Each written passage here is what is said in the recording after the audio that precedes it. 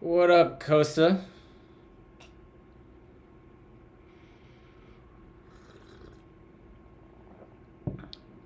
We're doing well. We got a holiday today, so we got a bit of a longer stream session coming up probably. Morning, Purple.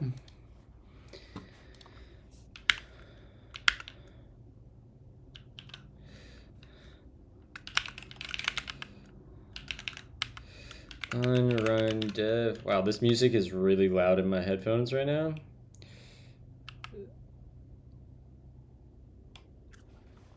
All right, this frickin' form. What up, Dave? Addicted again. What are we addicted to?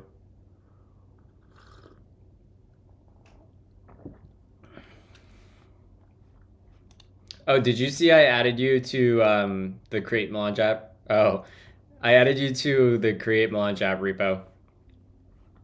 If you didn't see that already.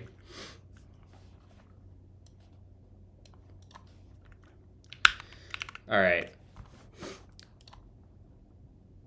So one thing that's really confusing me is when I submit this, we should see. Oh, I remember what I was doing yesterday. I was not returning the form. Cool, yeah, no pressure, Dave. I just don't have as much time to work on that and some of my other open source now that I'm working on this project for this client.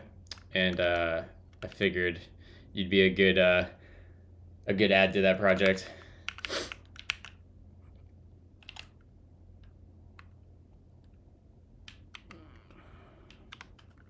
All right, let's see here. So I think I need to return the form on all of these, if I recall correctly. Let's see here. Yeah, so we have to return the form in all these fails. Basically do that.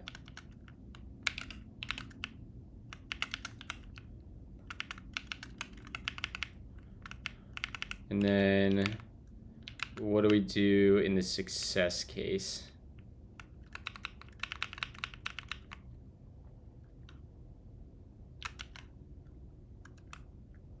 I guess we return, do we have a success?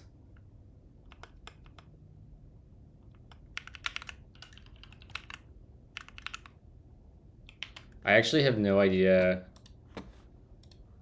how to submit this form.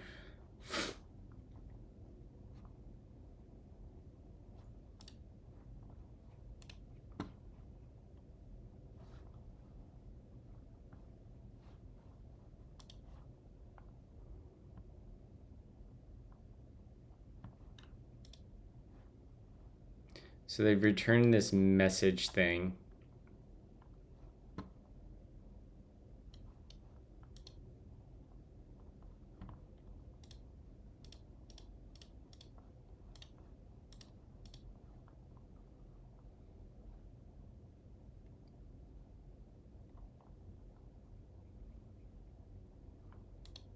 Where does message come from? Okay, up there.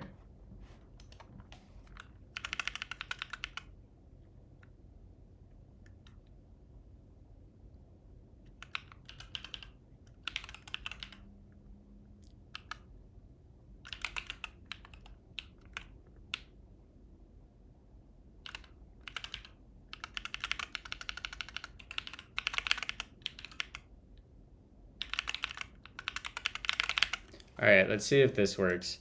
I would expect to see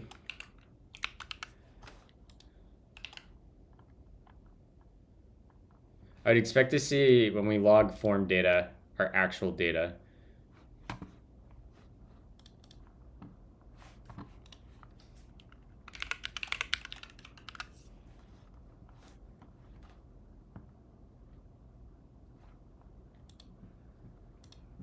So we can see in the debugging tools that the form state's being updated. We're not getting the ID, but when we click next, the form does not actually get submitted. with the data, and I don't know why.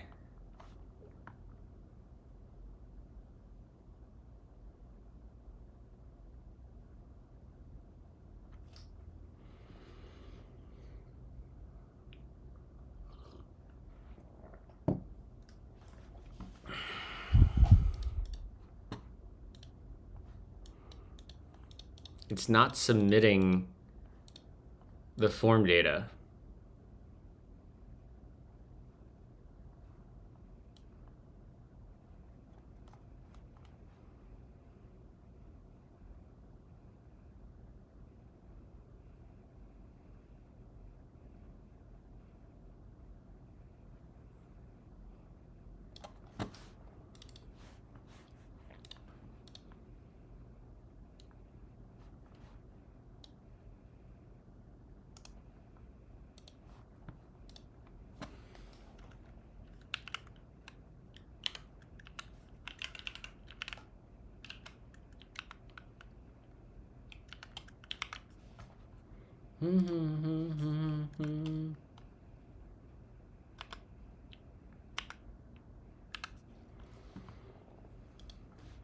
Can't unsee the typo? Where's the typo?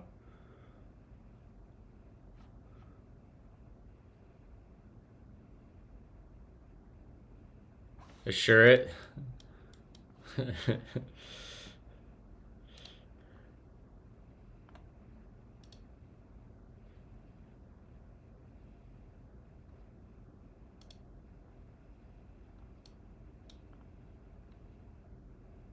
All right, this is just some sort of encoding schema. Okay, why do we think this form is not submitting the data? So the actual component is, what is it? It's going to be in onboarding, page.server, onboarding, this guy. Yeah, so here's the form. We posted the default route here. We get our form, and I'm like doing all the same things as our other form.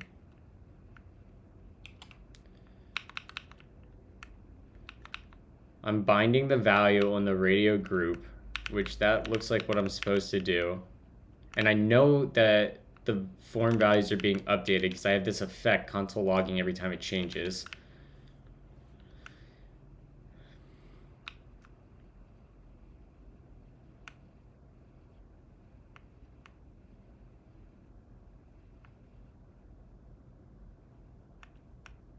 And then we have our debug down here.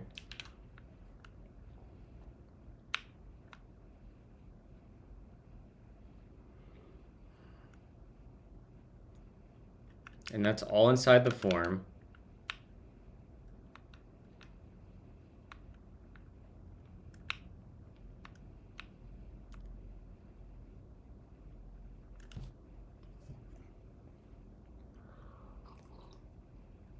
All right, let's try. I'm curious if it's this component.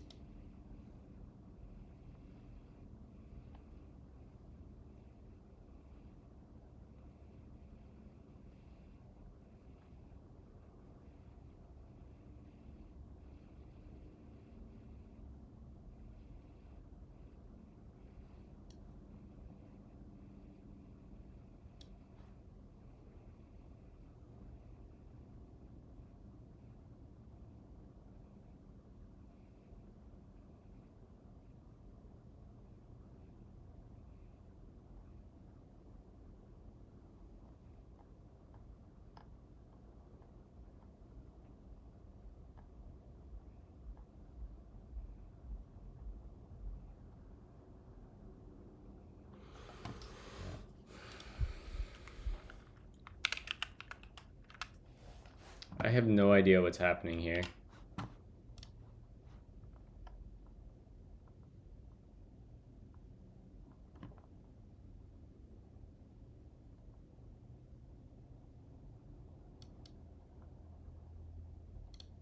Type, radio, ID, name, value.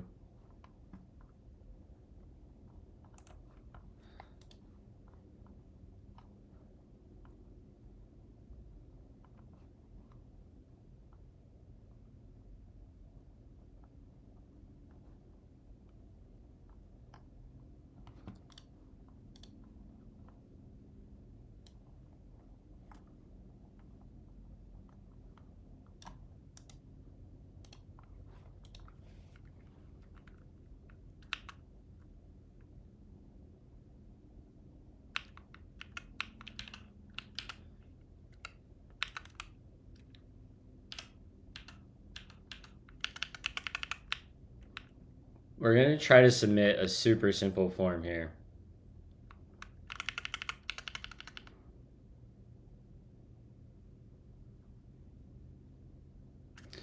Hold up. Super form radio group.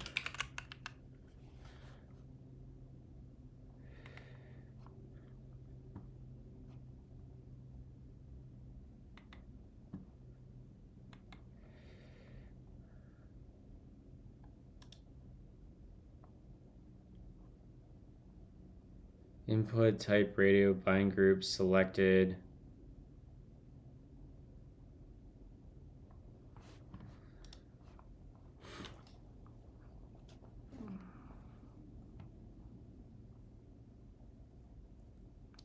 So it's doing a bind group on all of these.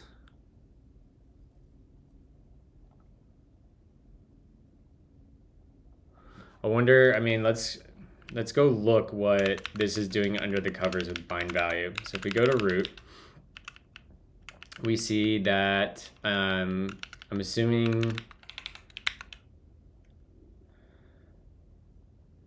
value is what comes in there. Value gets bound there. Radio group primitive. I don't know what this thing is, but let's go look. It extends the Svelte component, sure.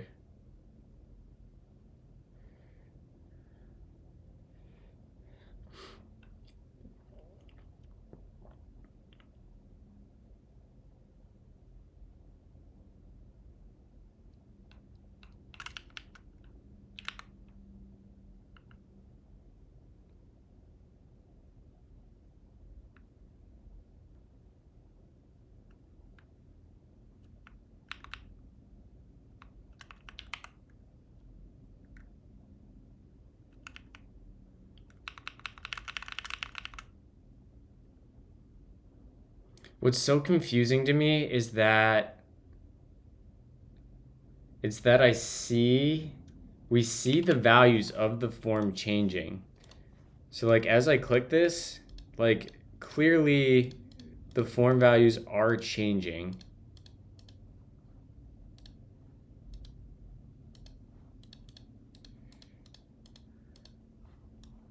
But when I submit,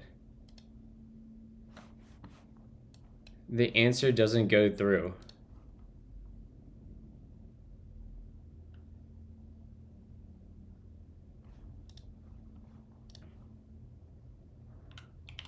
So what has to be happening that we can debug this, right?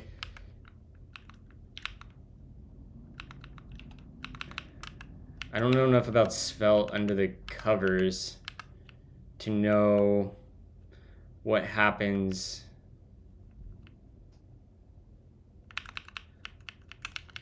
So our form is good.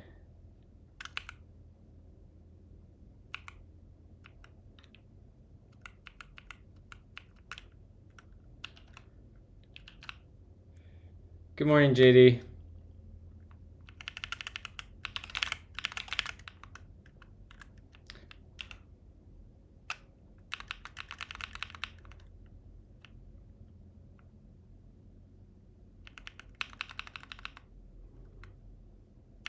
What if I just use a single text box here?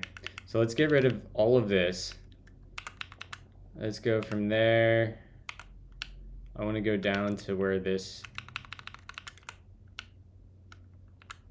yeah, we'll go down to this div, and we'll just take all of this, put this down here, paste that, go down here. I can't comment.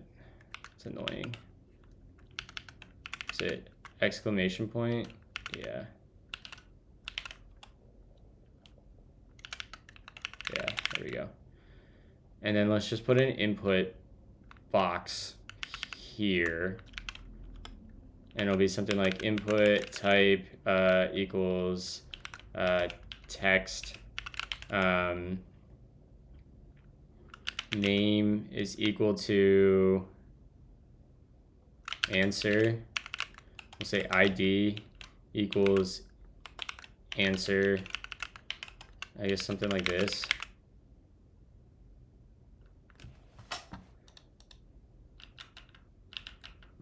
And then we need to do value or bind value, and that's going to equal $ values.answer.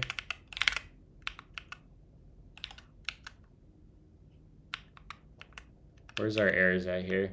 That's fine. So now as I type in this, we see that, right? We click next. Oh my God. Infuriating. Absolutely infuriating.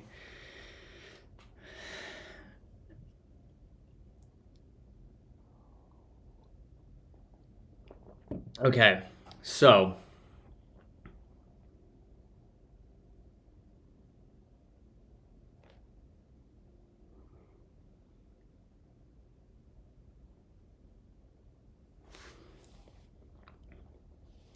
why though?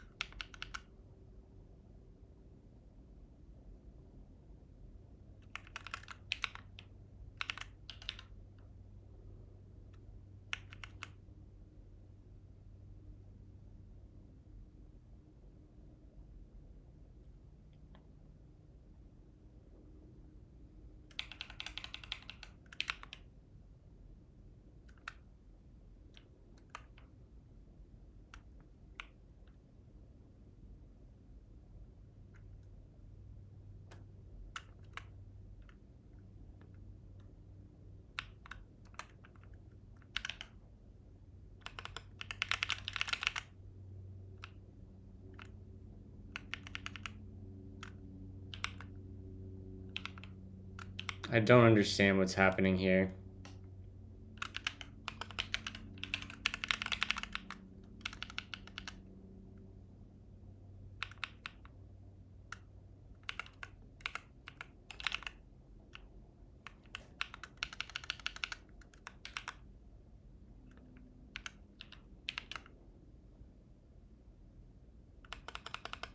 That doesn't make sense.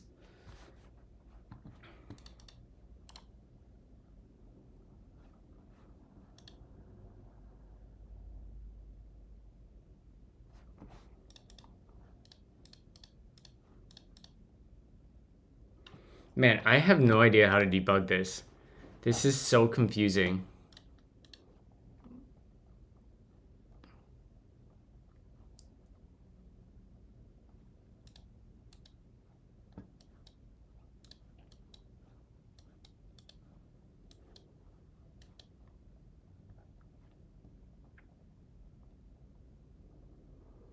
Good morning, yo.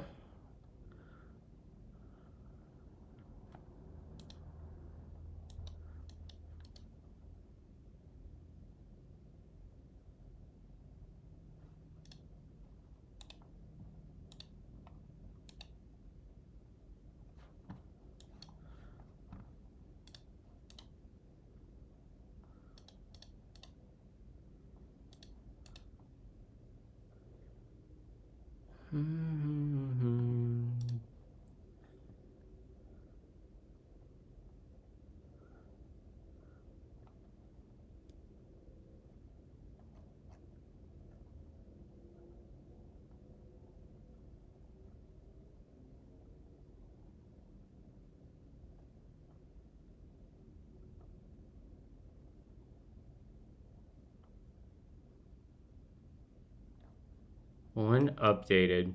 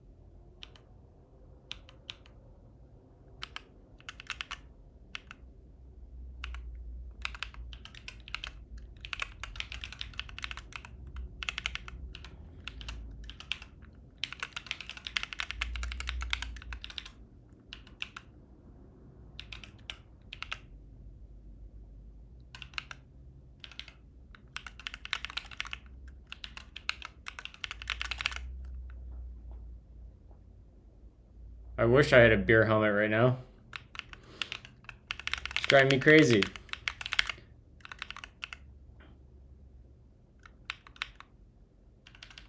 So, all right, let's just see when and where these things get logged. On change, on change, on change, on change. Next, on update, on updated. What? Oh man, oh, this is so infuriating. What do we get in here? We get a form and the data.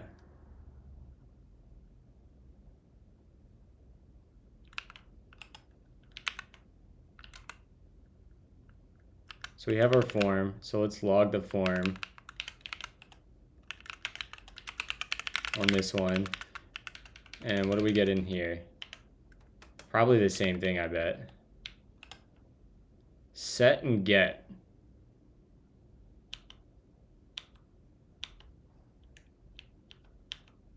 That's interesting.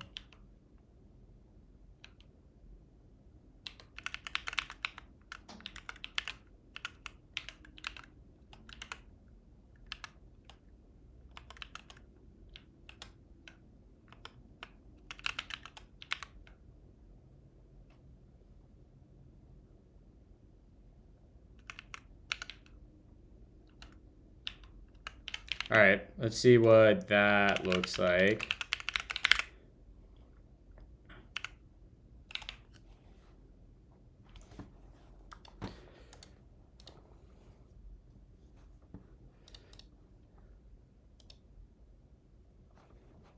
So on update, look at that. The data is already wrong.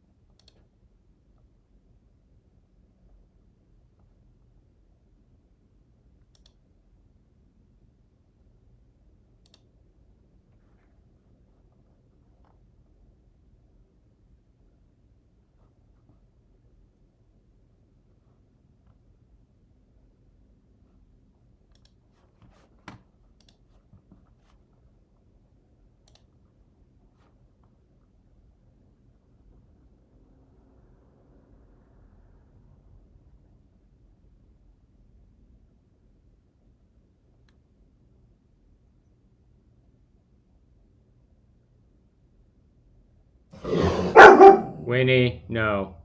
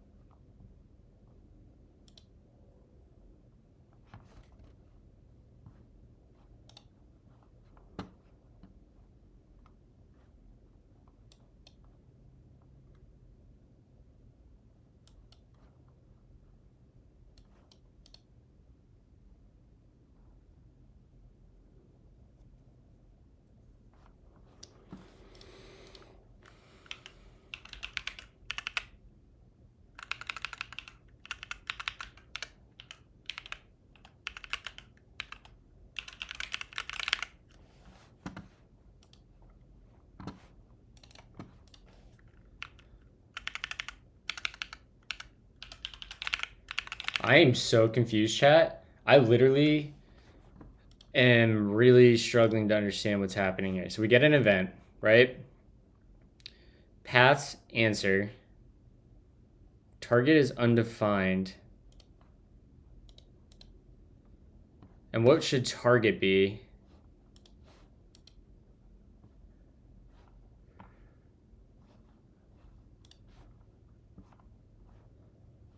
The event is a discriminated union that you can distinguish between using the target property. If event.target, event.path was changed with event.target inform event.form element.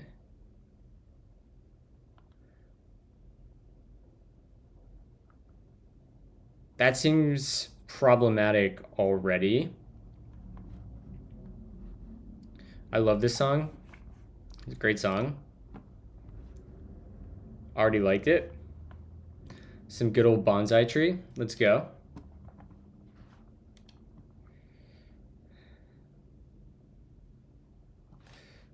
Distinguish.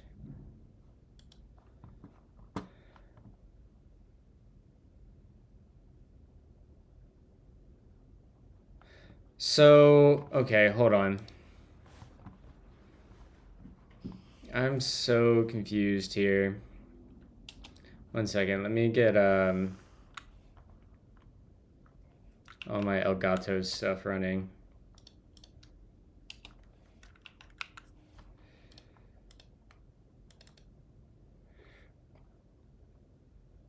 All right, there we go. I'm gonna go and let the dogs out. It's about that time for them to go out. And when we get back, we're gonna try seeing what onChange logs on our other form, because I suspect that this target should have the value here, but it's not.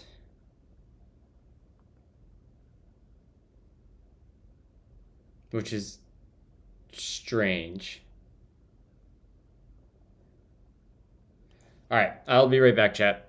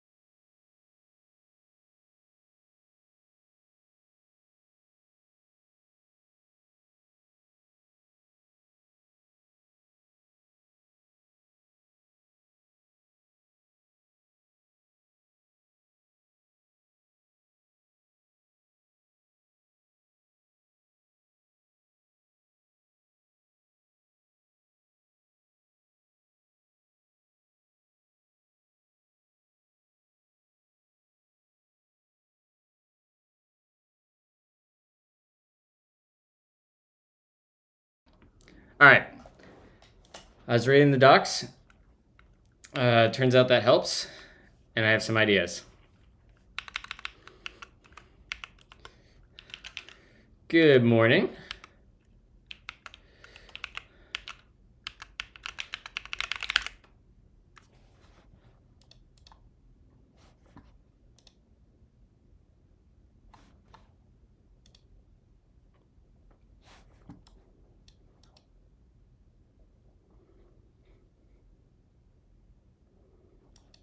There it is. There it frackin' is.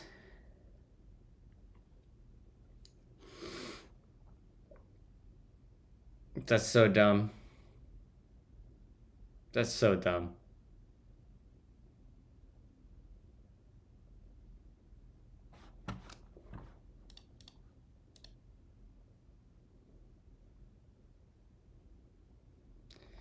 Setting the data type to JSON, which I'm still not sure why that is the solution.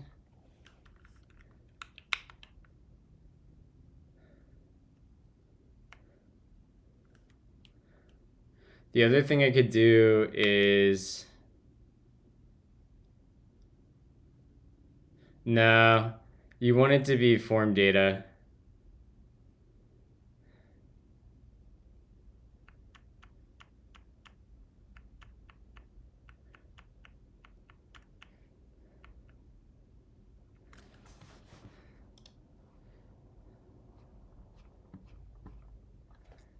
Where did I find that? JSON data.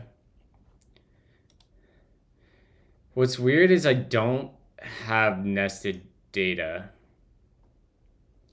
It has something to do with the name field. Because I don't think that... I think part of the problem is, I might be able to patch this myself. Let's see here. If we go into... This would like need a name equals answer, which isn't a prop, but let's say it was a prop.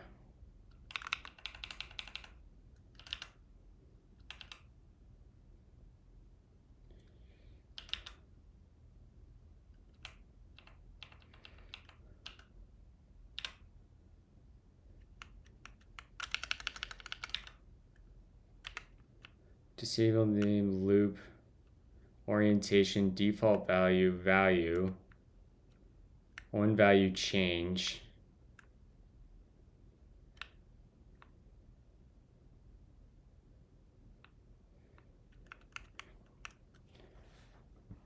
Yeah, that's a good point.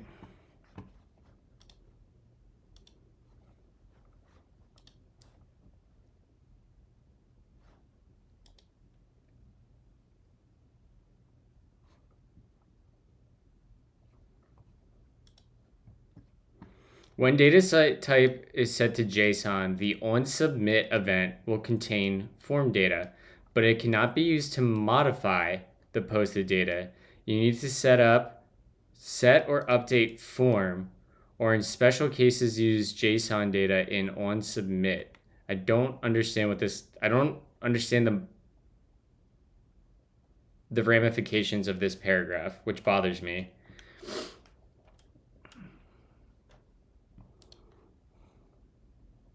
You don't even have to set a name on the form fields anymore, since the actual data in form is now posted, not in the input fields in the HTML. So that's the change. It posts instead of...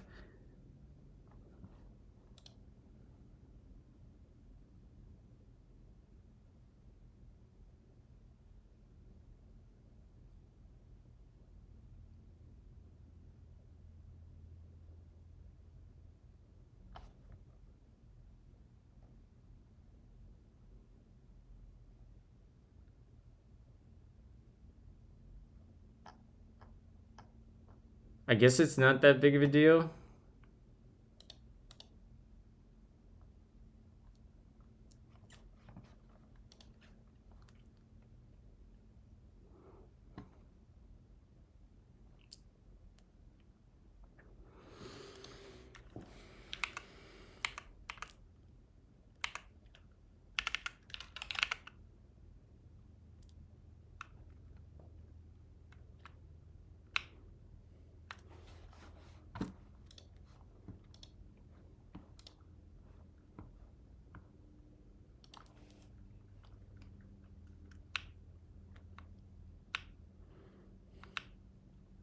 All right, so the other thing I think I want to do is bring in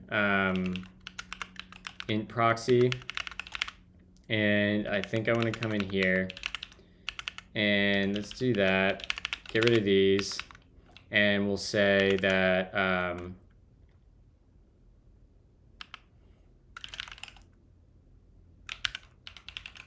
answer is going to equal int proxy of how do we do this? Form and then answer.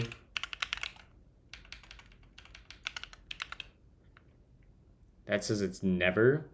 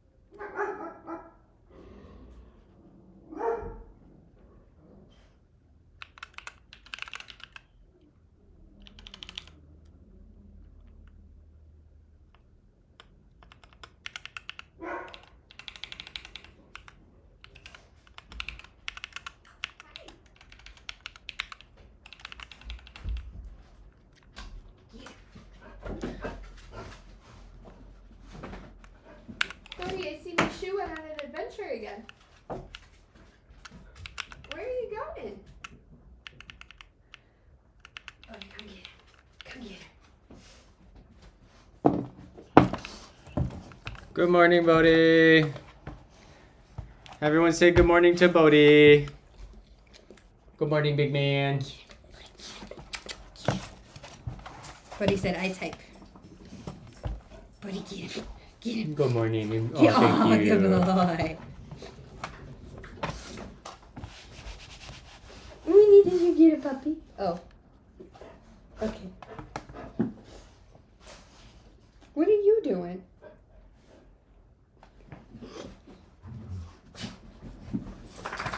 Good morning, Bodes. Yes, I see you. You're a handsome gentleman.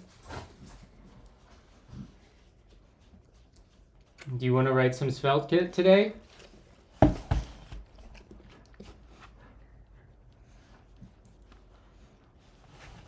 Hi, Bodes. Yes, Down. this is dog. Okay, buddy, let's go get breakfast. Is it time? Is it time for breakfast? Do you want breakfast? Let's Is go. it time? Did you see my shoe went on an adventure? Yeah. Okay, so I want to try to use this proxy thing, and theoretically, I think I should be able to come in here, delete that, and like this should work, I think. Although I hate that that's typed as any. That really bothers me. Let's see if that's even working.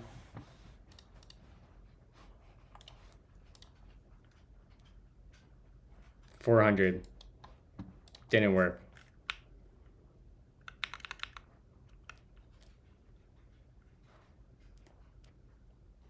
Weird. Whatever. Don't care.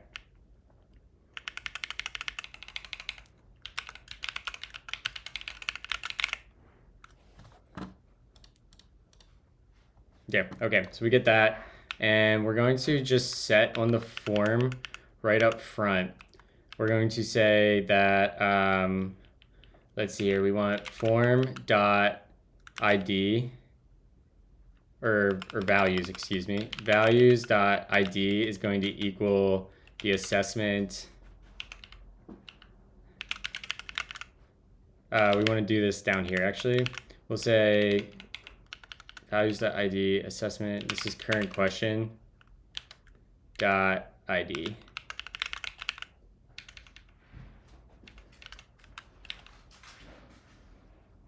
Shouldn't I be able to do that? Form dot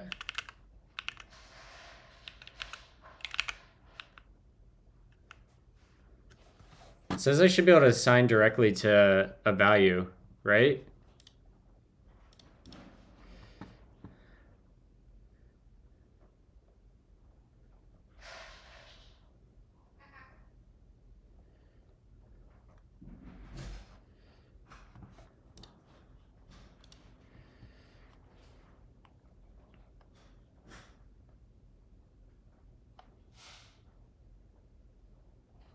Modifying the form programmatically is easy. You can either assign form.field equals blank. It's like exactly what I just did. Cannot use form. Is it this?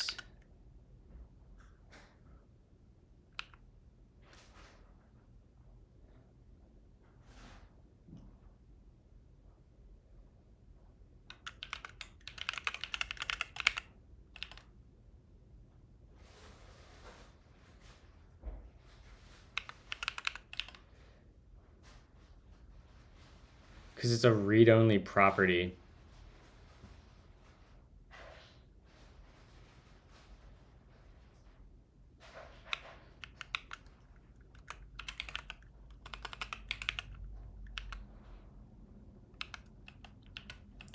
Do I just do this?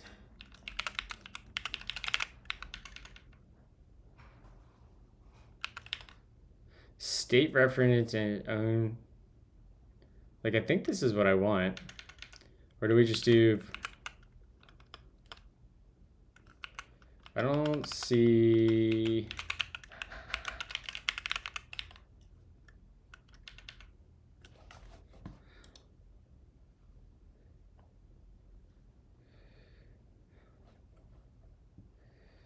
Data.form.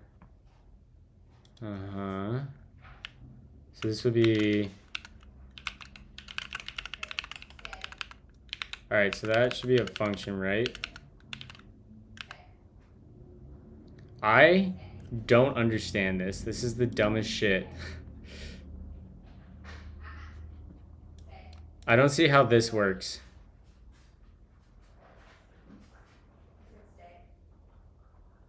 You can use form.update.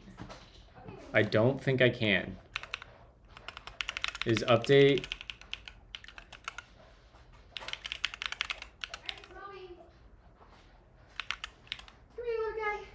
Good boy. Alright, chat. It's time. Chat, you know the job. Do they see him? Do they see him? Mm-hmm.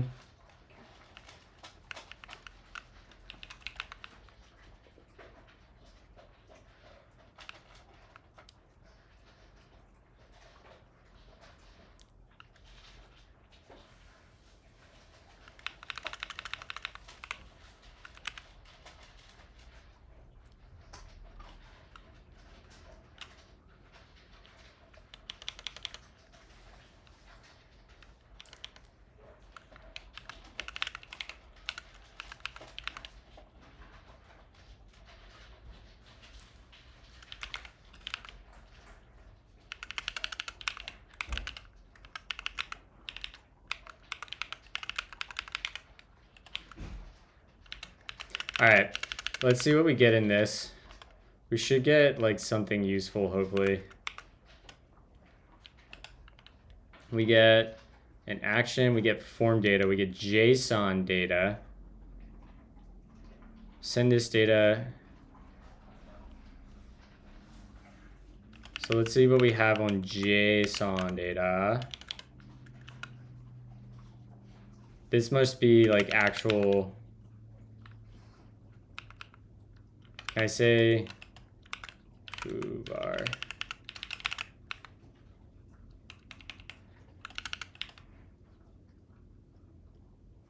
Record string unknown. What the fuck?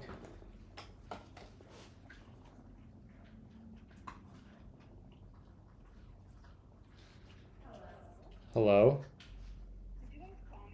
No. Is everything okay?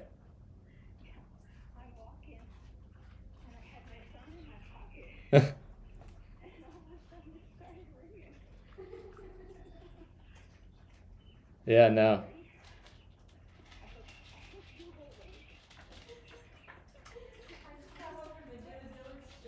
Bye. Enjoy your walk. I love you. Svelte's good. I'm a bit confused on this form stuff. I'm admittedly not having a great time with the form, but that's probably more a function of me not understanding than anything else.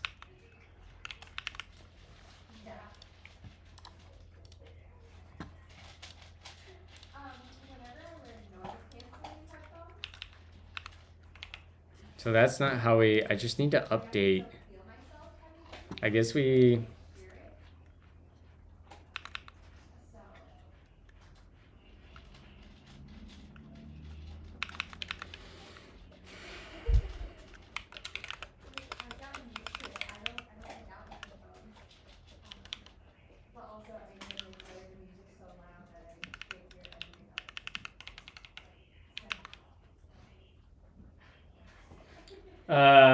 He had pumpkin and broccoli or green beans and then just dry dog food. We give them pumpkin and green beans generally. So we get an action, we get form data. I don't think form data will have anything, but we can look. We'll just like log both of these things. Console.log form data and then also JSON data.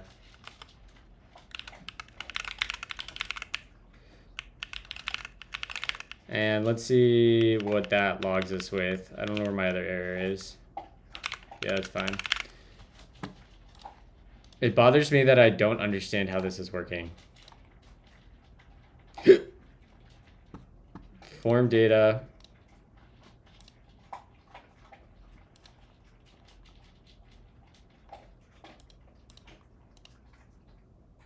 Yeah, form data has nothing on it. And then JSON data is a function.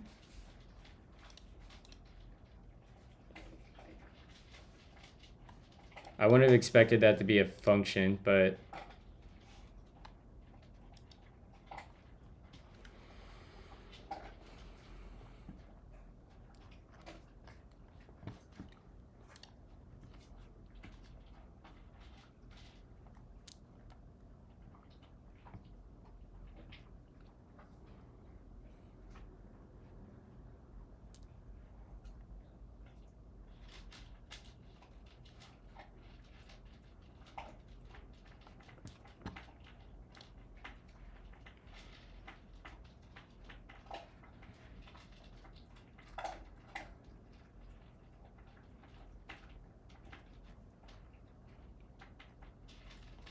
all right, then we want events, right? So we get on submit.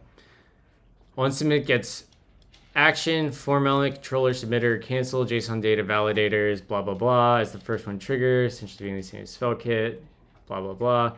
If you're using nested data, the form data, yeah, I get it. You can do it with the JSON data function. Something else than form, you can do it with JSON data. On submit JSON data. Tainted data from entries, we get the form. Data to be posted. Ah, that's actually interesting. So I should be able to come in here and do this, and we can do JSON data, and we can do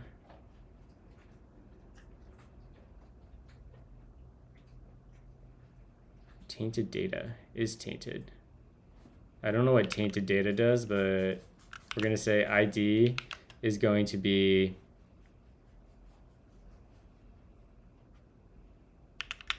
let's move this down actually, and we'll move this here, and then we can use our current question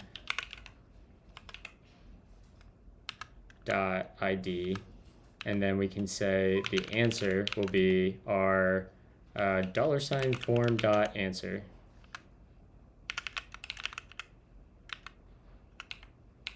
What is this, values?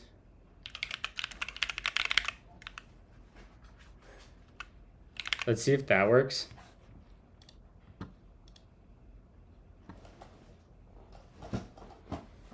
Thank you, Alkes.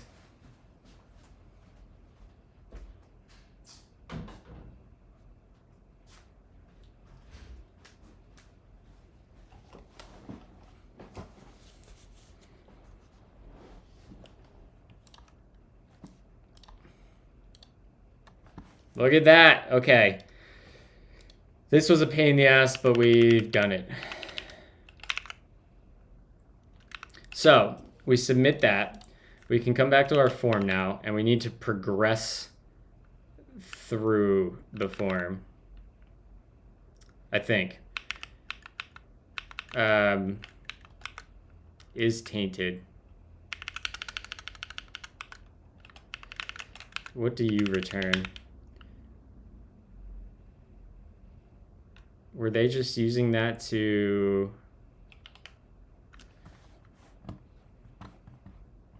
Damn! JD! Thank you so much, man. You didn't have to do that. I appreciate you. Thank you, thank you, thank you.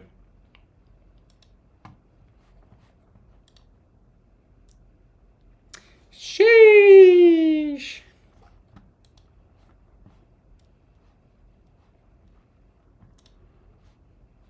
We also are going to have to disable this until this is tainted.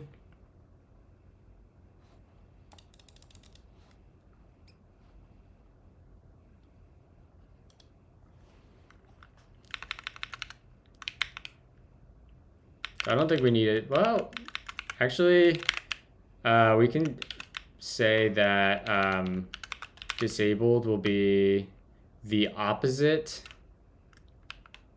of is tainted, right?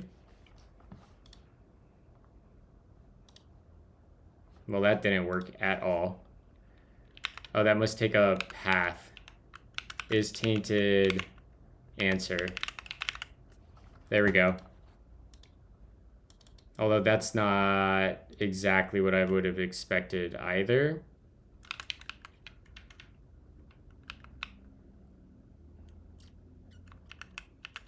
Which I think we could do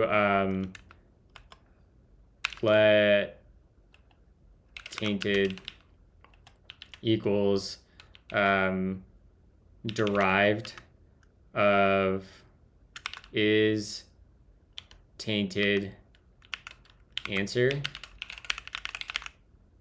And then we might be able to come down.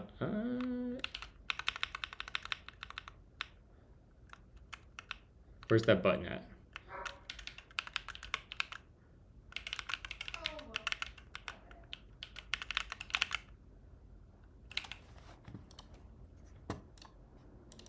That never changes.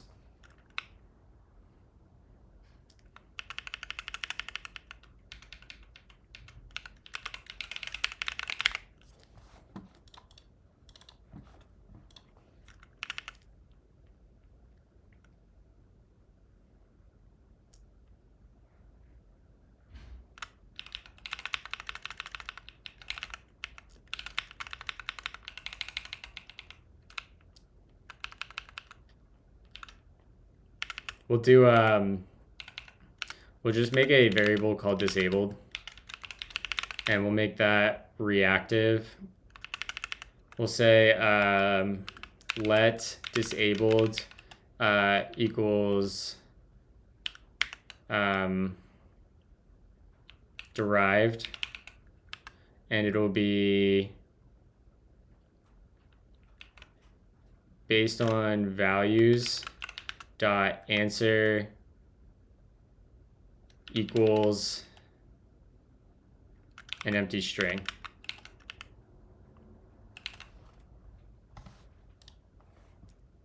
Oh, that's very good.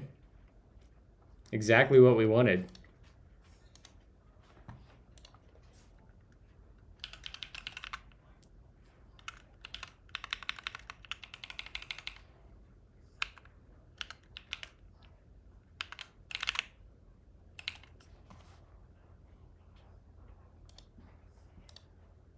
What do we do?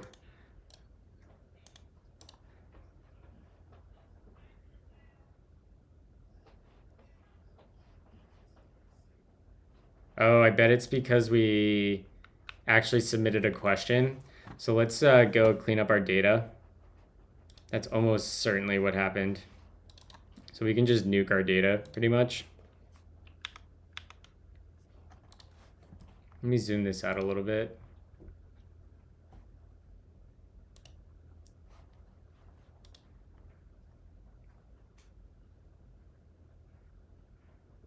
How do I zoom out?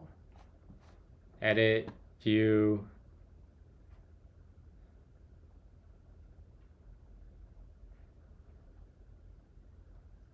I actually dig this song. It's good coding music.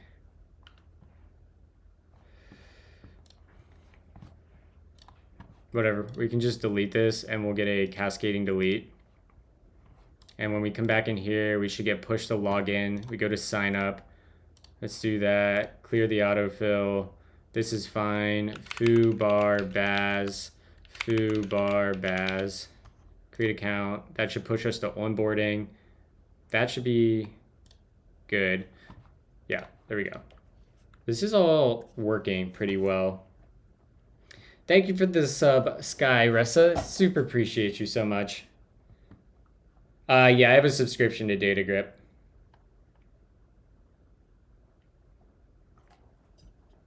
I really love DataGrip.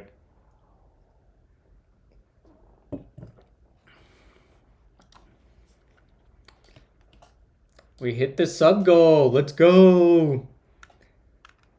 Thank you, y'all. I super appreciate you.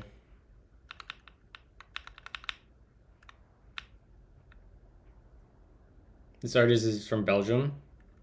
Nice.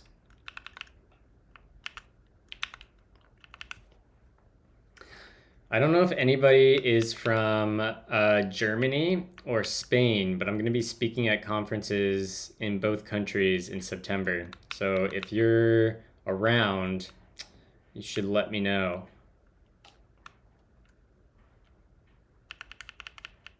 Yeah, JetBrains, yeah. JetBrains, if I had to describe JetBrains products with one word, it's quality. Like, they nail developer tooling so well. Yeah, I'll be speaking at React Alicante in Spain. I'm very excited. I'm going to be teaching everyone how to write React apps with OCaml instead of TypeScript.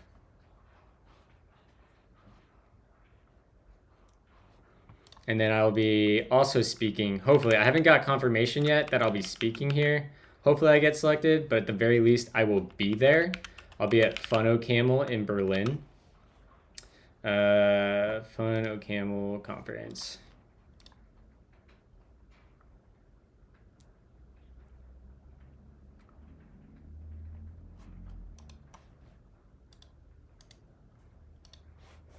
So if you're around either of those cities in September, let's grab some beers.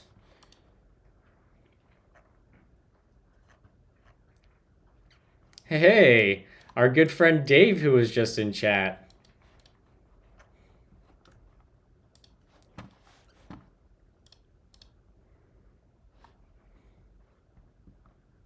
I might be near Paris, Texas.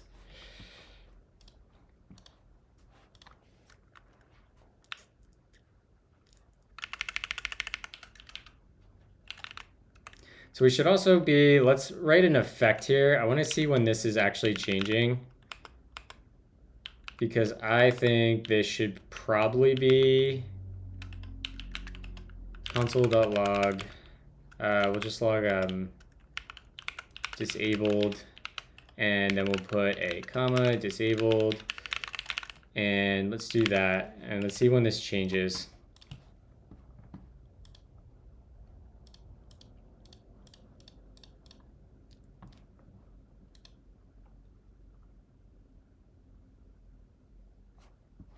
That looks right. So now this button should have a disabled, right?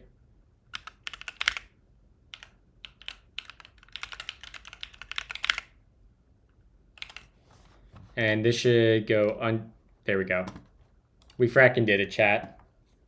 We fracking did it. Look at that. Why don't you just look at it? Boom. This component has been haunting me for a week and a half, and it's pretty much there now.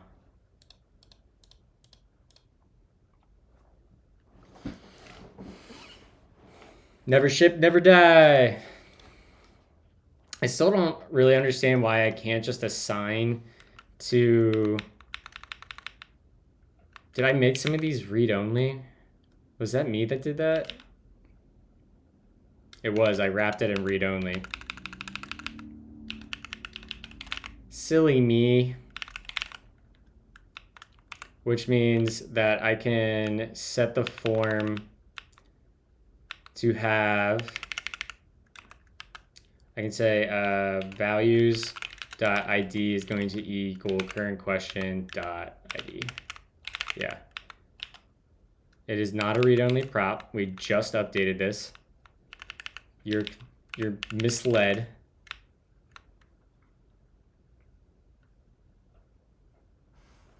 What up, Fubar and Childs? This is her brother? Yeah, for real. Let's do an LSP restart and see if it gets happy.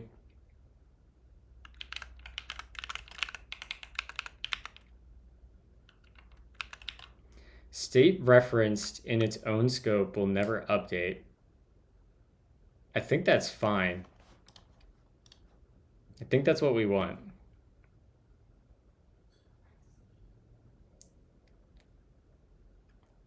Does is there a way to do default values in Superforms? Get started. Initializing the form in the load function.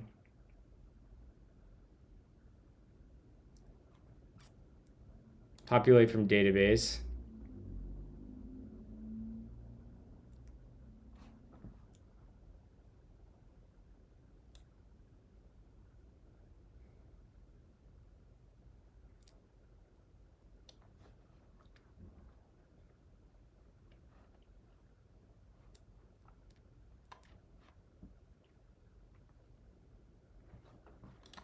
So I should theoretically, in our load function then, be able to go to onboard server, this one.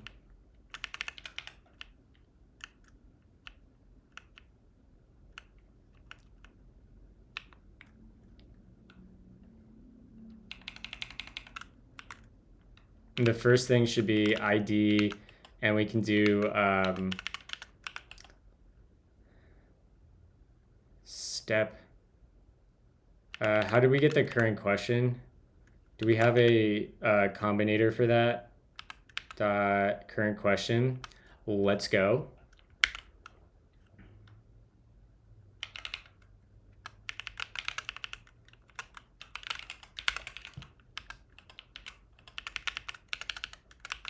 We'll just send that through too. Why not? We don't need to. That's fine. And we'll do current question dot ID. So that should populate the form with the default value there. And do that. And back into our form in here. We don't have to futz around with any of this. You can probably get rid of that. We can keep this. We shouldn't need to do that anymore. It should have a default value. Let's go ahead and restart the server and do a bun run dev.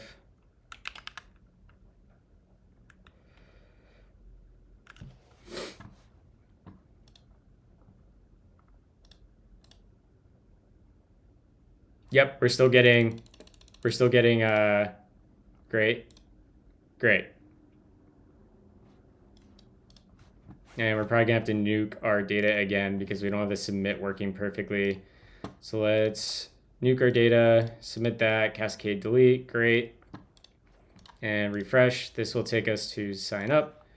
Do this again. It's gonna dox my address. Thank you. Foo bar baz to onboarding. All right, so now let's go take care of our form action. We don't need this anymore.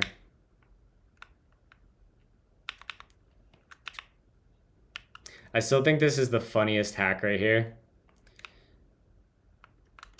That you can pass in an object with length 10 and generate an array from it. In fact, this doesn't even need to be a string anymore.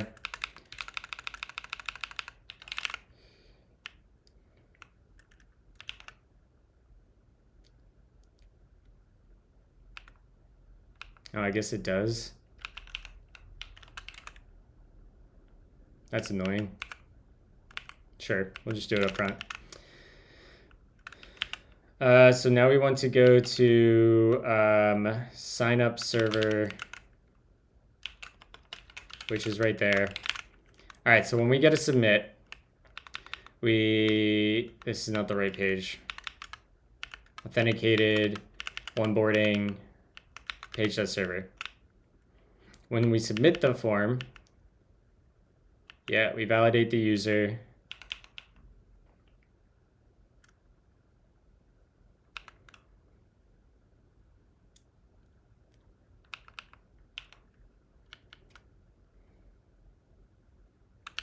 In fact, this should probably be a redirect. And we should redirect that to /login.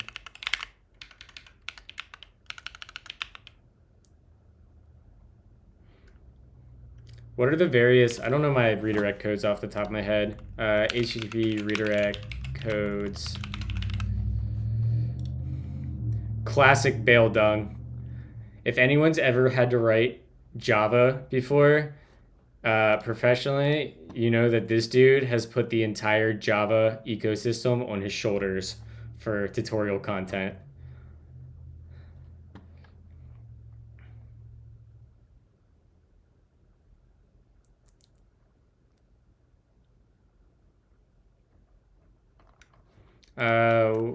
Let's use ChatGPT. It's gonna be easier.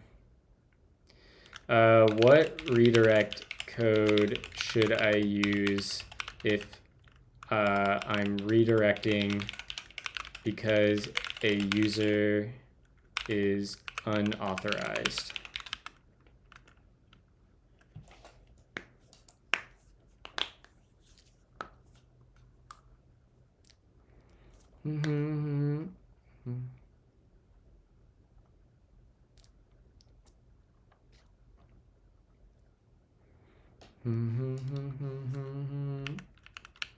Whatever, we'll just redirect with a 302.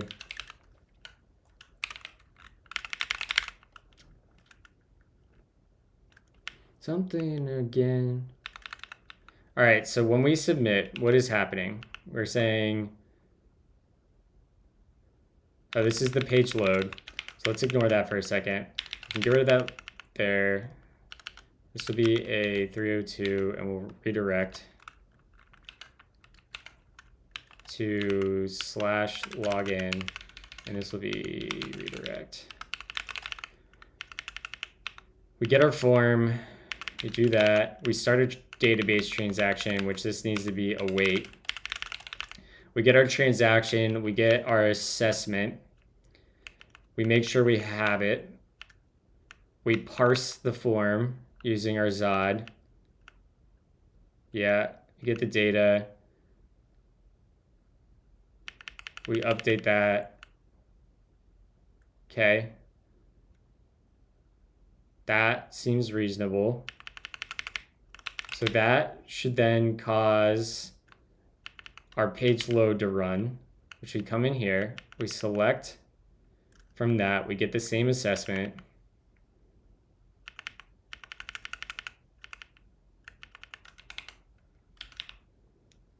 Total questions, step, filter.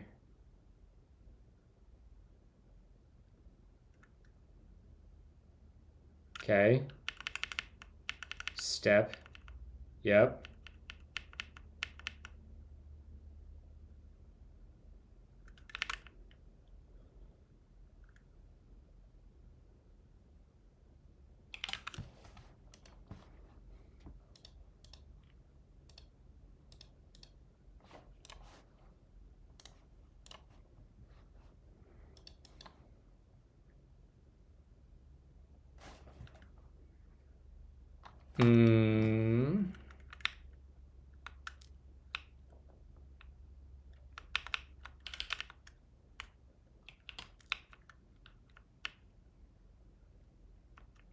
Okay, so we did delete those questions. So theoretically, when I submit this, this should move us on to the next question, which should fix that typo now that I remember it.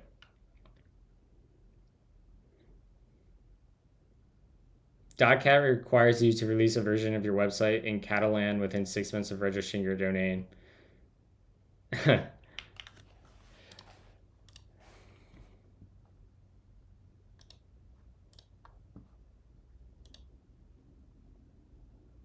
Onboarding assessment data was malformed. Interesting.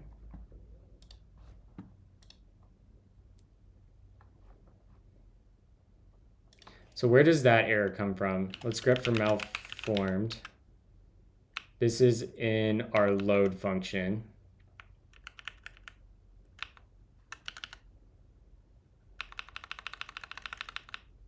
Interesting.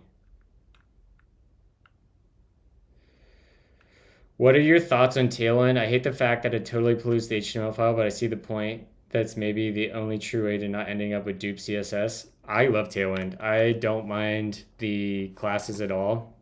I think Tailwind's like one of the best things that have happened for front-end development. I actually have a tweet on this that I share all the time, and I shared recently. From at Dylan_Mulroy, and we'll say Tailwind.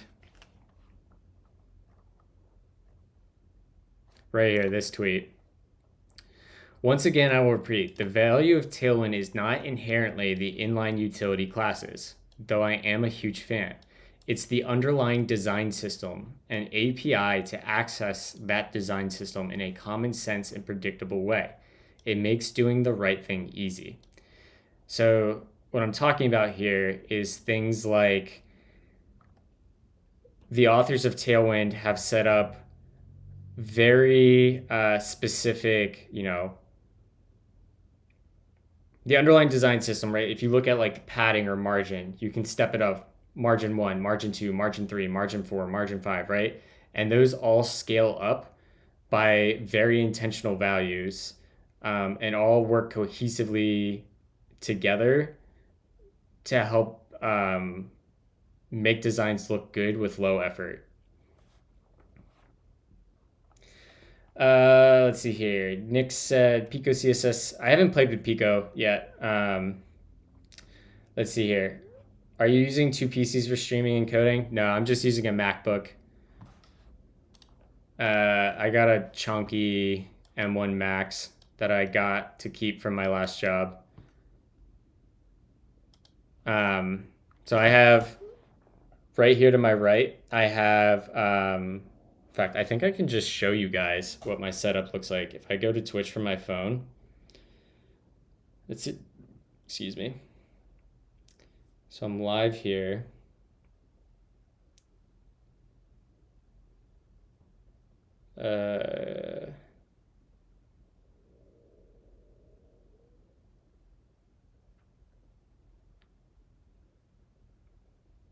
Can I switch cameras?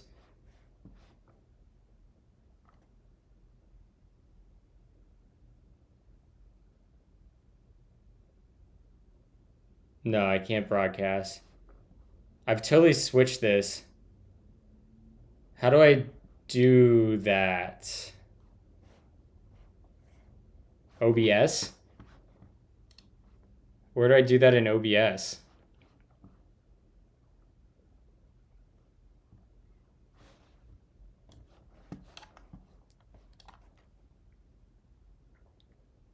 Right click the camera icon. Okay.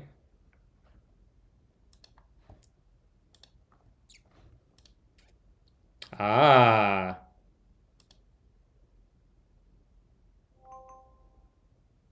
Okay. Okay, so it's tiny. Hold on.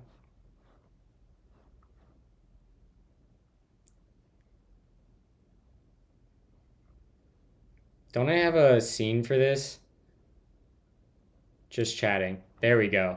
Now if I go to just chatting and I go here and we do, look at this chat, we're figuring this out. Boom. Can I turn it sideways? Yeah. All right. So I'll show you what my office looks like here. Well, there's Justine out there. But my office, you come in, it looks like this. We got the background, and then we come in, and we've got that. And one cool thing is that this is actually a hidden door here to a bathroom, which I think is super sick. What are you doing? But my actual desk setup, which is kind of a mess right now, is right here. So you can see I've got I keep OBS on this monitor here, and then there's two monitors, and yeah, that's the whole setup.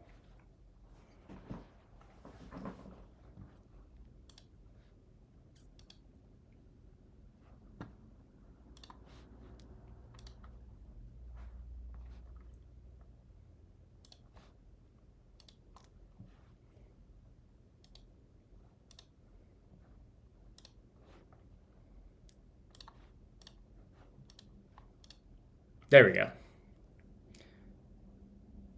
Thank you for your help, JD. Appreciate that. Little tour of the office. Yeah, 227s.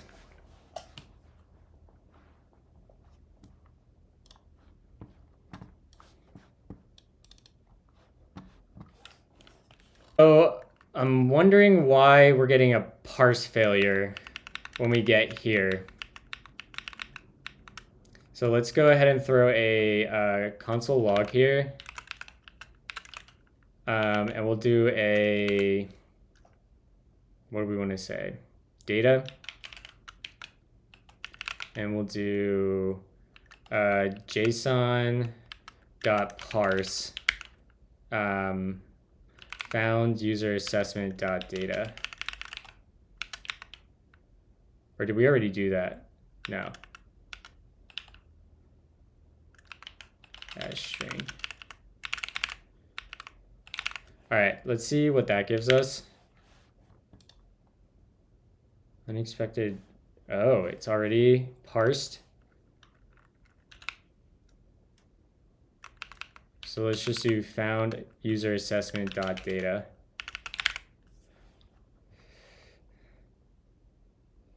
We should see an answer for the first one. Answer is 7. Yeah. And answer.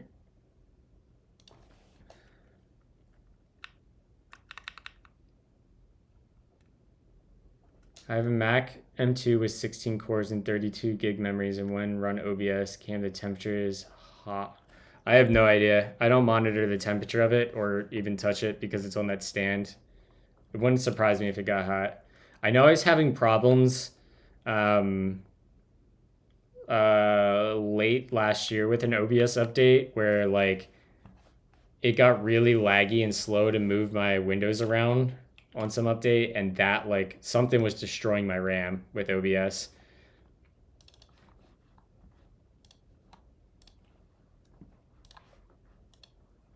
All right, we should probably get the actual error here. So let's log console.log parse result dot error. And we can get rid of this for now.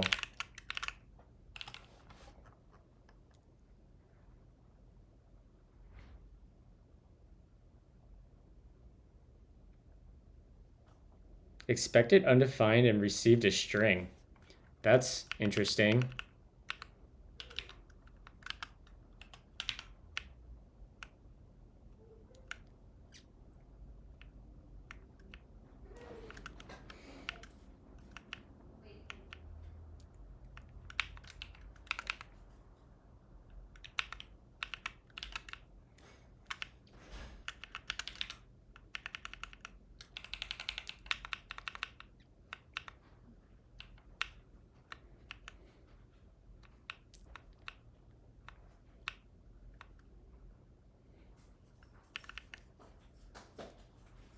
Hey, we should What? we should clean tonight for the dog sitters too.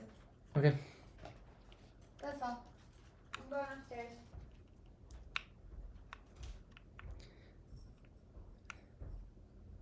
Expected undefined receive string.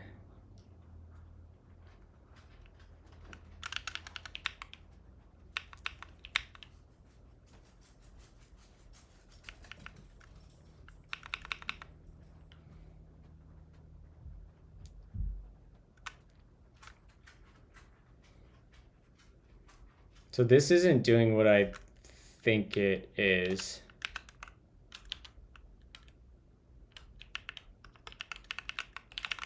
Let's try that.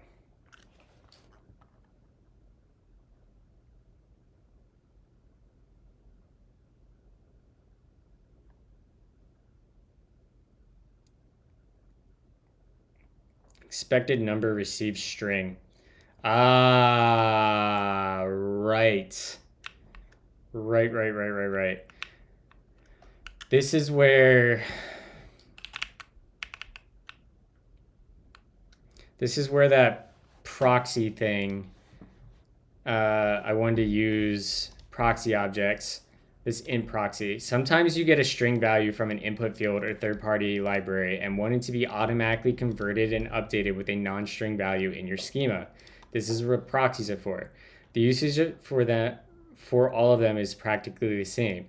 Use the form store or the whole superform input as input, so I just set a tainted option in case you don't want to taint the form when it updates. Writable string.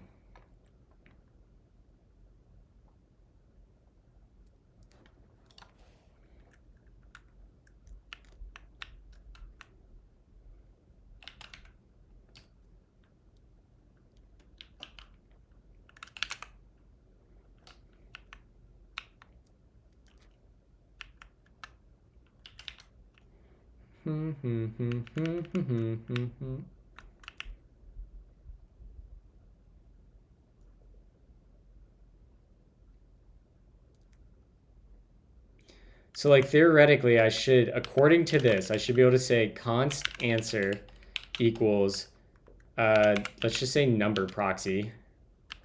And we'll say values and then answer.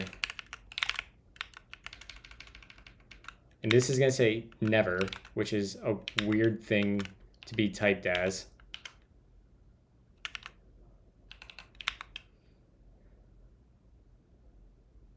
In fact, we can just do this the easier way. Let's just do on submit.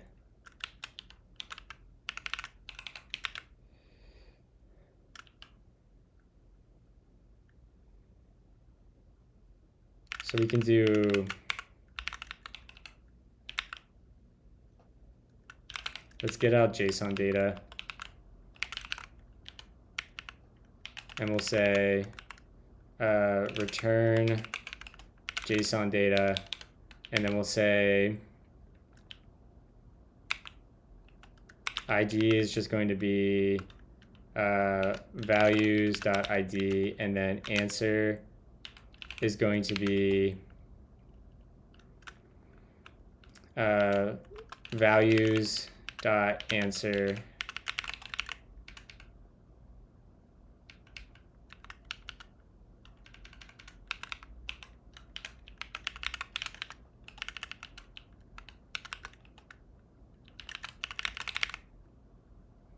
JSON data. JSON data is the now playing. Oh yeah, why did the now playing go away?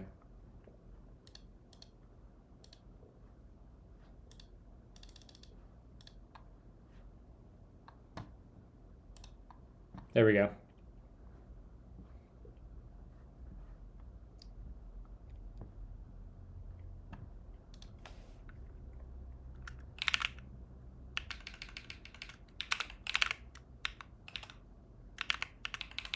And then we'll just wrap this in number.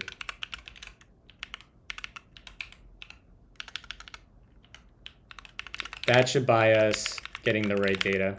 So now the JSON should be going as a number to the database. So let's walk through registration again. Nuke this user, delete the cascades. This should send us the login. Let's go to sign up, do this, get doxed. Foo bar baz, create account. That takes us to onboarding. We have an ID there. Hit 5. We submit. We get a 400.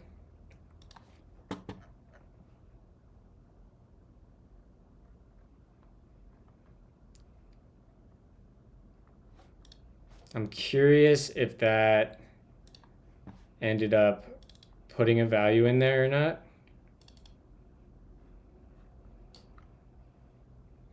How did I just pronounce Yasan? Was that Yasan you pronounced like that? Yeah, what's wrong with saying Yasan? Am I saying it wrong?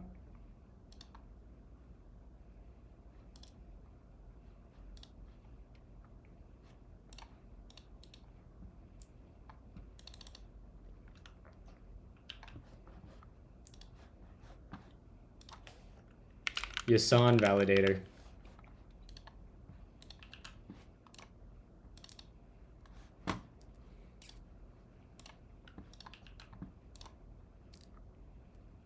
Can I like get this formatted, please?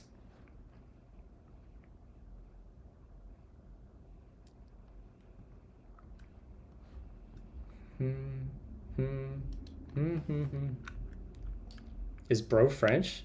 What are you talking about? It's just JSON data. Listen, I would rather say JSON for JSON than have somebody say JOT for JWT. I hate the word JOT. And I've talked about this on stream before, I hate with an undying passion that in RFC 7519, it's literally, where is it? Introduction. The suggested pronunciation of JWT is the same as the English word jot. It infuriates me to no end that they put this in the spec. I'm so mad. I hate it. Ugh. I die every time I hear someone call it jot.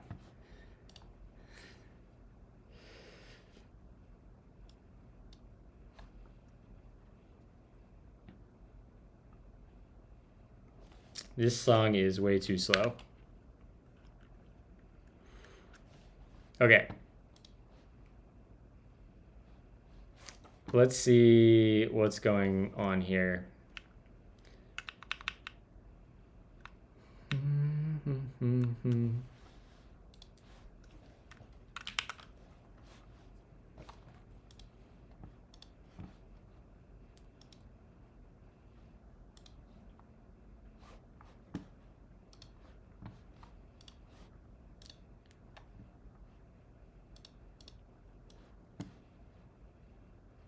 Expected string received number. So we have to go update. Let's see here. That's going to be in on server.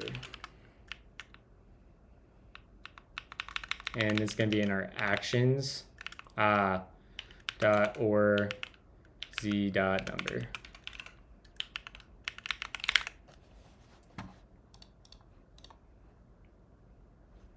Oh, look at that, chat. It worked. We're progressing through the freaking assignment. Almost working.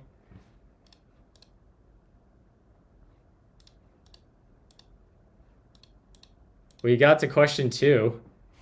It's progress. Yo, the French national anthem is brutal. I learned about this the other day. French national anthem lyrics.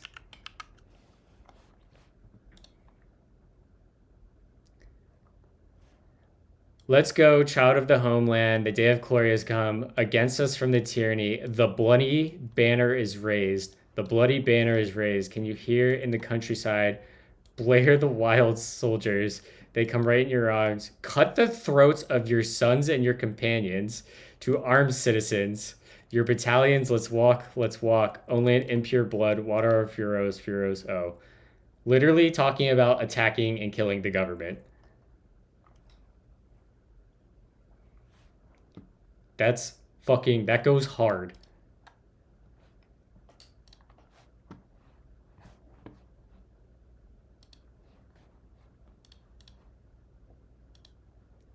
All right, so what's happening here that this is not progressing us now?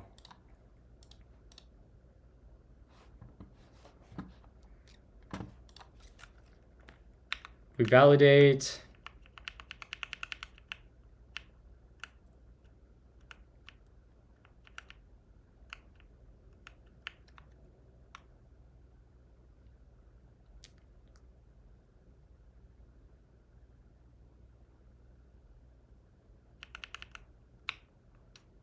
This seems like it all should be fine.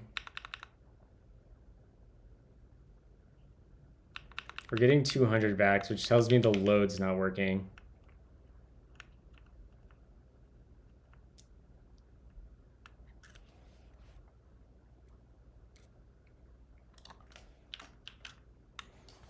Let's try restarting again one more time and just go through from clean data. Didn't we already listen to this song?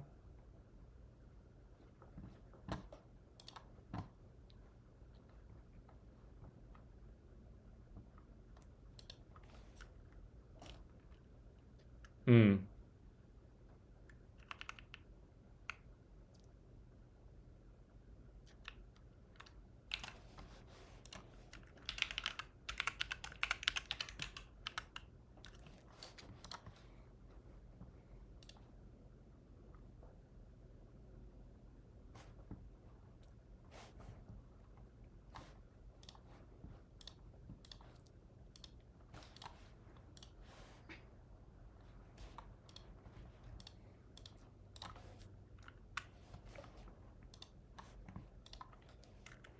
Foo bar baz, foo bar baz.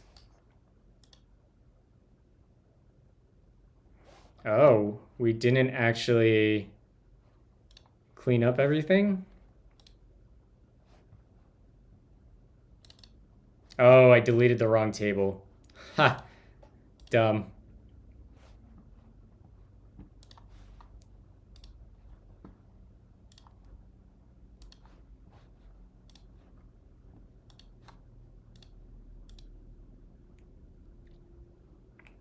All right. There we go. So we're here. So right now, everything seems good. Out here grinding on a holiday, baby. Happy Juneteenth, everybody. So the ID is F8K. We click next. Aha. The ID is never updating here.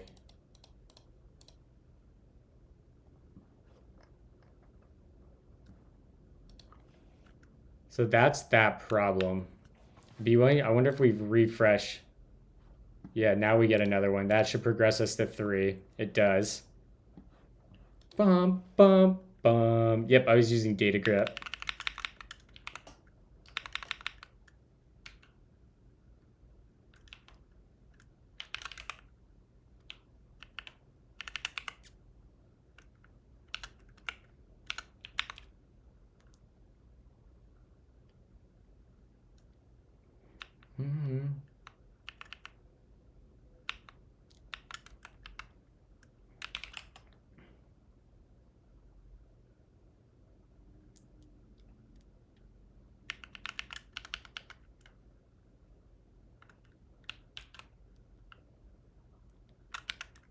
This still feels like this should work.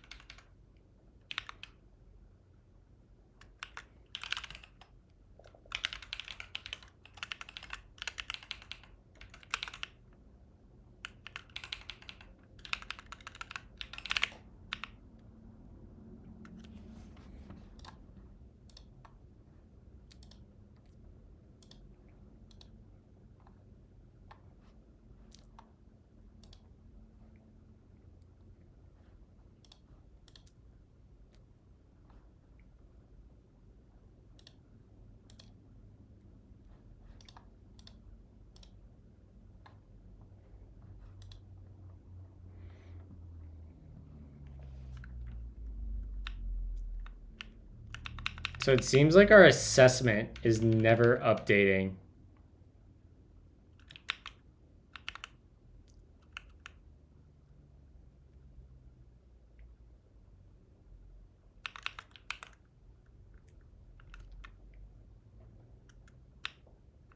Oh yeah, Thomas, check this out. If we come in here and I want to look at my schema, I can generate a diagram and it's super nice. And you can have it arranged in multiple ways. So you can change the layout.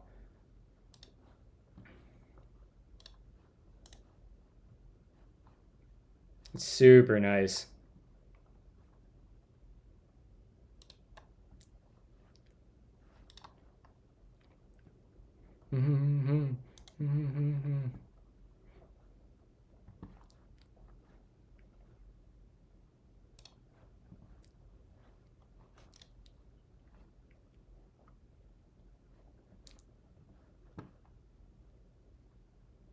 Yeah, data grip even now supports NoSQL too, so you can like hit like Dynamo or Mongo or like Elasticsearch. Like it has adapters for all that stuff now. It's so good.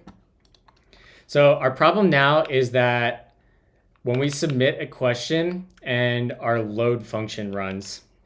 So let me get a split tab here and let's go to, do I have this in Harpoon? I don't have this server, but we can go here and then here. So when this load function runs, it is not sending back the correct values here. Or if they are, it's not updating our component. So I want to just do a console.log of these values. I think this is probably just me not understanding Svelte's reactivity yet. We don't need to send back assessment. We want step, and we'll do progress and current question. And this runs in our load function on the server. So let's go ahead and bump that back over. So we're step, yep, this looks fine. Step 3 out of 9. Current question doesn't have an answer yet. So if we submit, we click, let's give ourselves some break in the terminal. Thomas, I would, you could try to have your employer pay for it. A lot of times employers will pay for software subscriptions.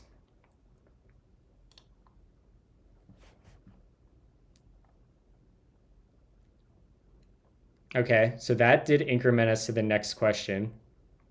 And it looks like we did get all the new values here, but the ID, okay, that seems fine. Let's do this again.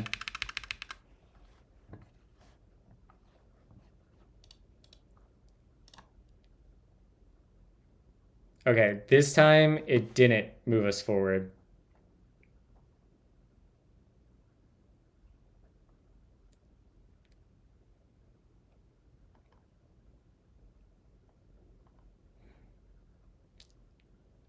So I'm curious in our database then if that actually has a value.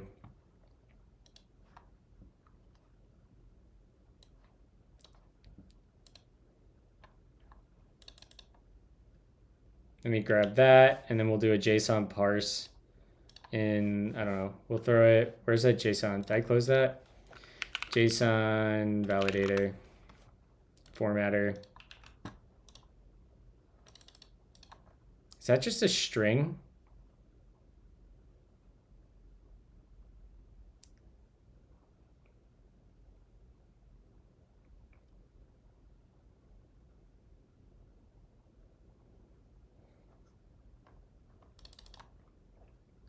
Maybe I'm persisting my JSON wrong.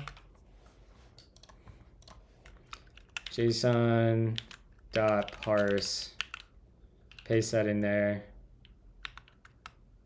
No, that seems fine. Weird. So we should have an answer there.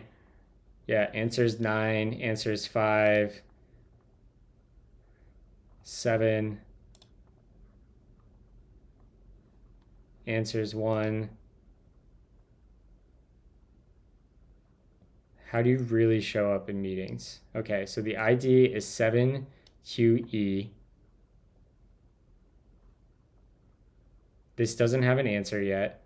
So why? All right, I want that data back. 7QEY, that's the wrong ID. Now it's correct.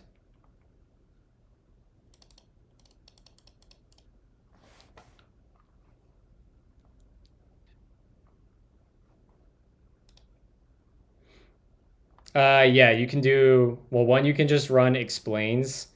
Like if I have like explain plain.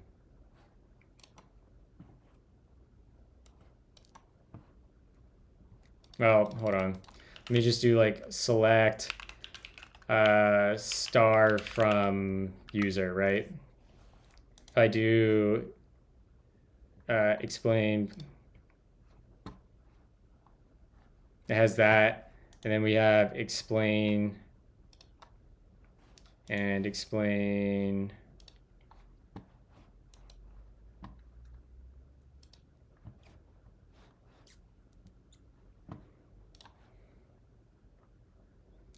It's data grip meta.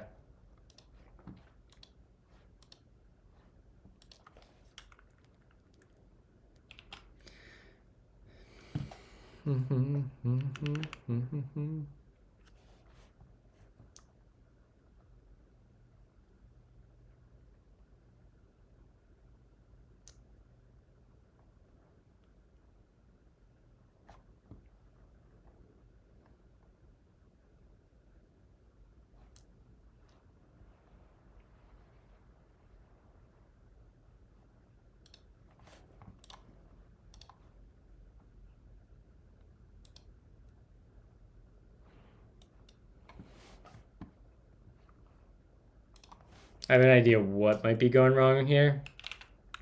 I think it's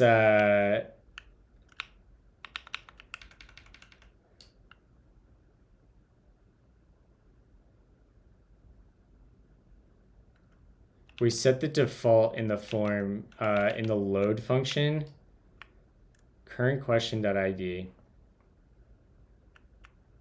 So it seems like we might have a bug in our current question.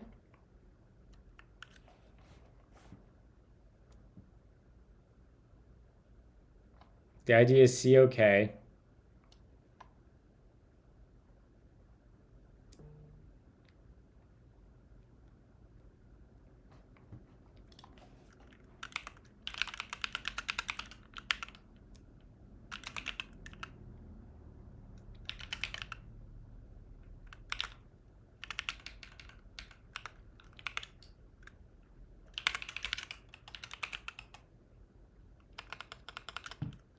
Tra-la-la.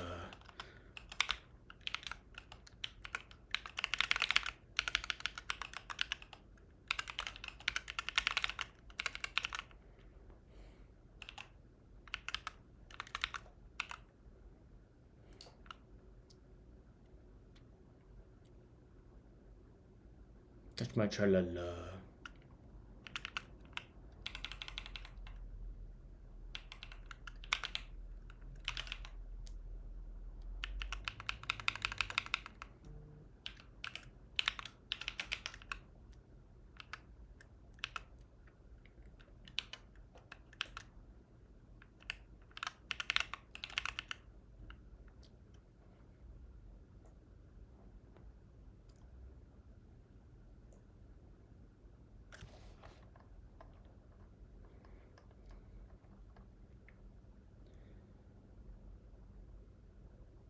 Just get data grip, you won't regret it. Agree with One Byte.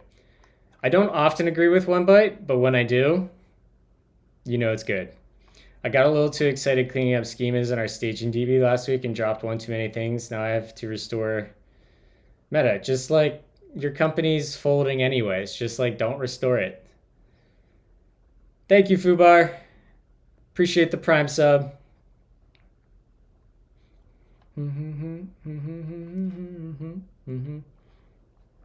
Svelte, nice. Are you using Svelte 5? I am using Svelte 5.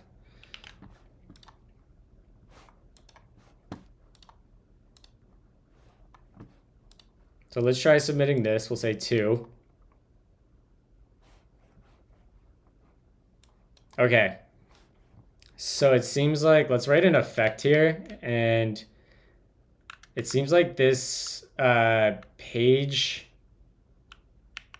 isn't re-rendering maybe. So let's write an effect and see if we can get it to log this way.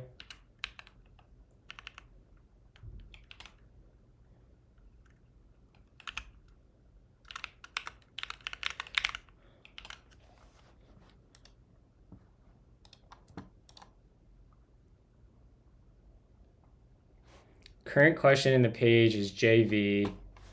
So that didn't.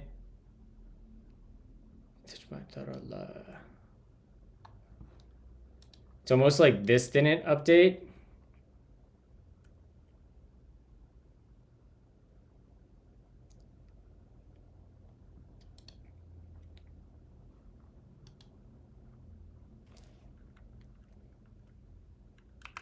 So what happens if I come in here and basically do the same thing?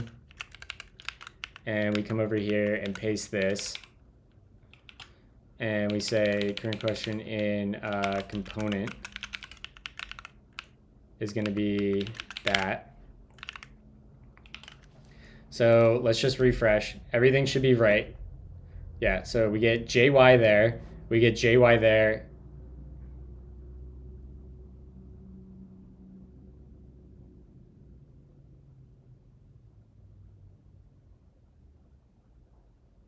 The order of these logs is actually confusing to me. Oh, I guess they the effects stack, so they run backwards. Okay, never mind, that makes sense.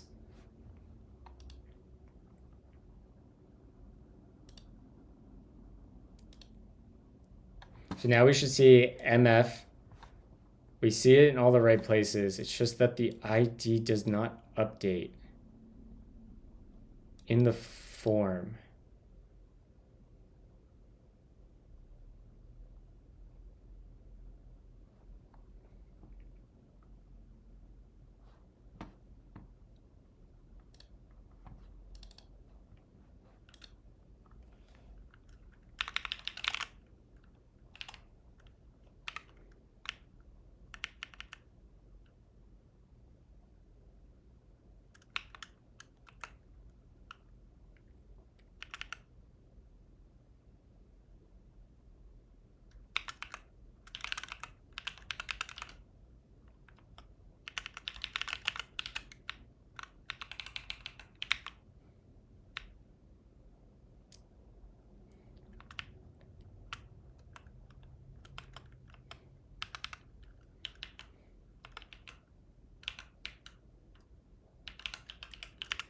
So why do we think that so we've verified that the ID is actually getting updated, but when we go to submit, it's like this value here is not getting updated. Or maybe it's possibly getting confused with this closure here, potentially. In fact, I don't think I need this on submit anymore. Oh, I do. Maybe I don't need this bit.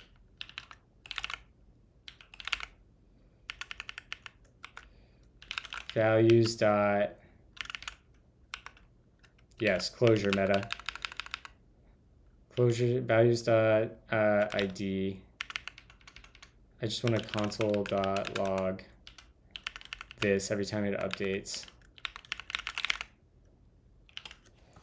So let's refresh, and we should see we're on MFF, MFF, MFF, MFF. And let's submit.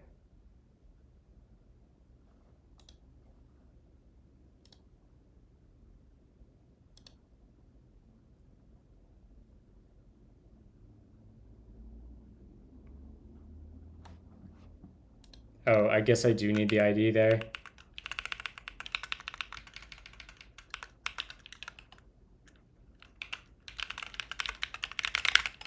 Because that's what actually gets submitted. Right, okay. So let's refresh again.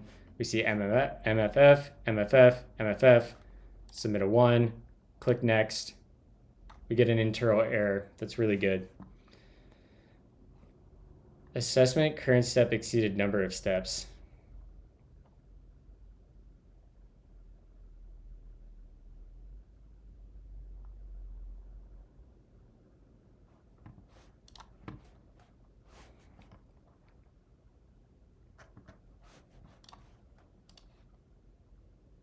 All right, let's try just going through the flow again.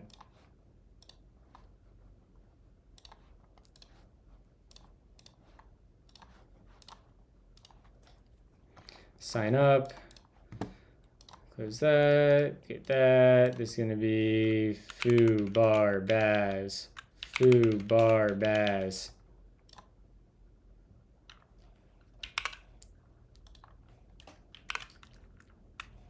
All right, so we see 5K, 5NK, 5NK, 5NK.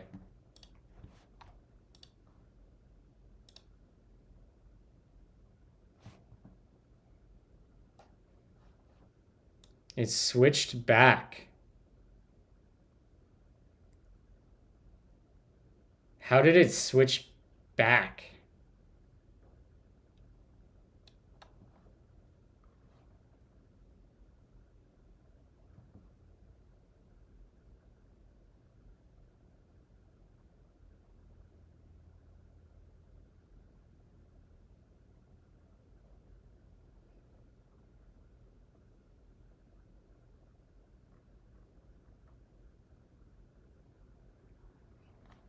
For a moment, it had the right value.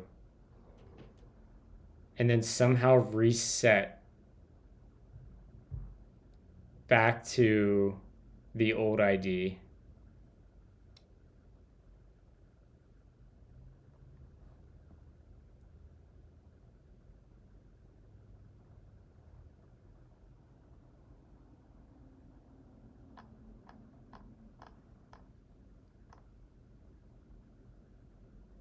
Doesn't Svelte have like a debugging utility for this? To see what was causing changes?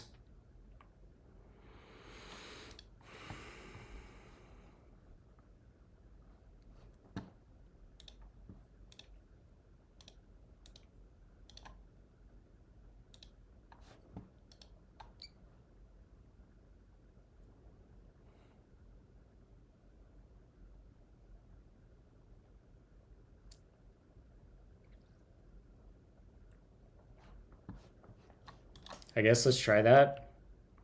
The tech stack for this app is Svelte 5 and SvelteKit, TypeScript, and Rust.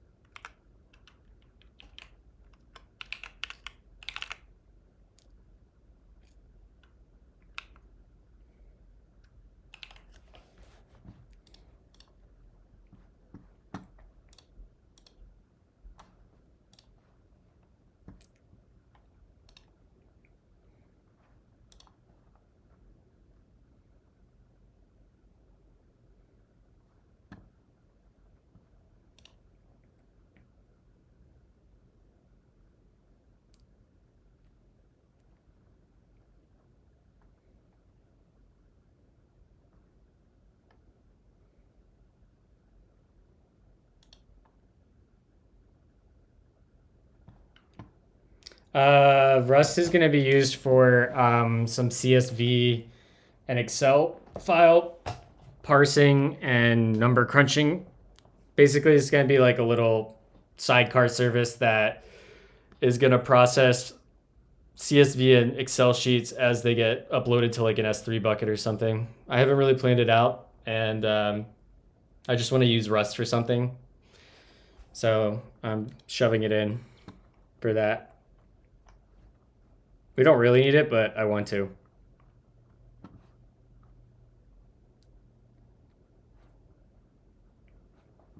S sucks. C S sucks.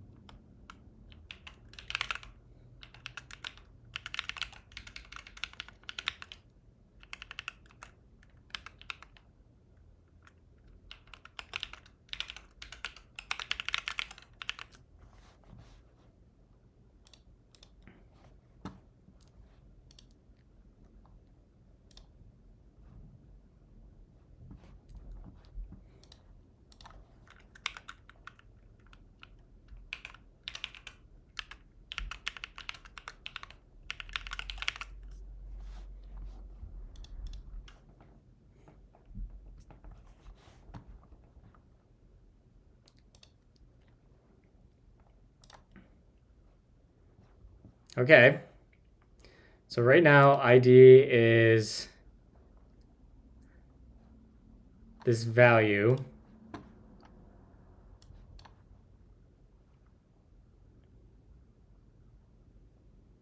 So we have the new ID right now.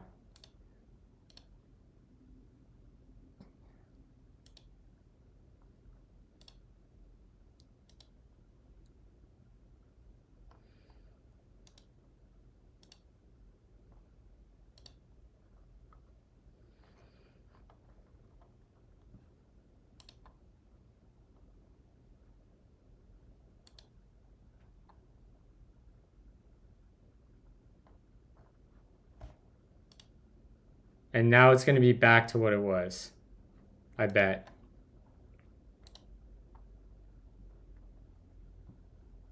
Yeah, it just reverted back. How is it reverting back? That doesn't make any sense to me.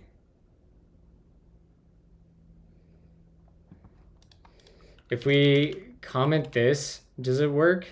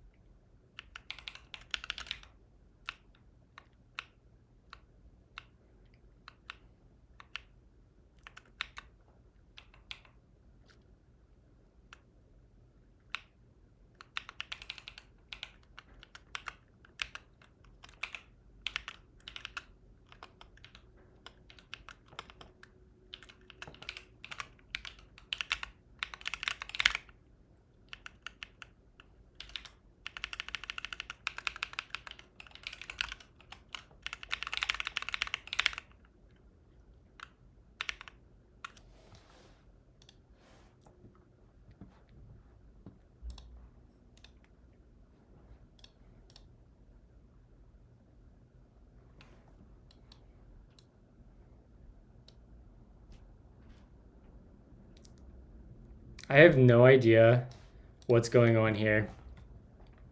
I think we might have to play around with some of these options.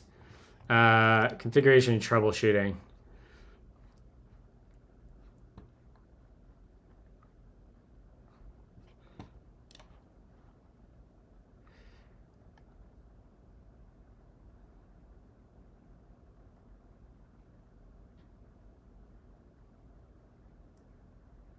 reset form true.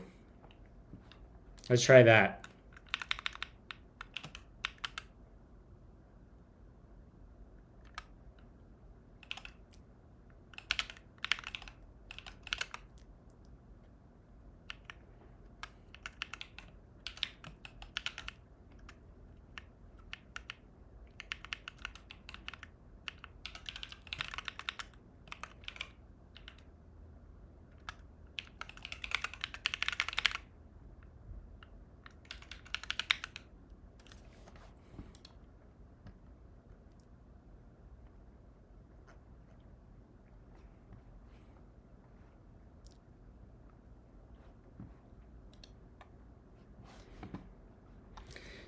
Yeah, Vafi, I think it's got to be something. The form library under the covers is doing something not predictable.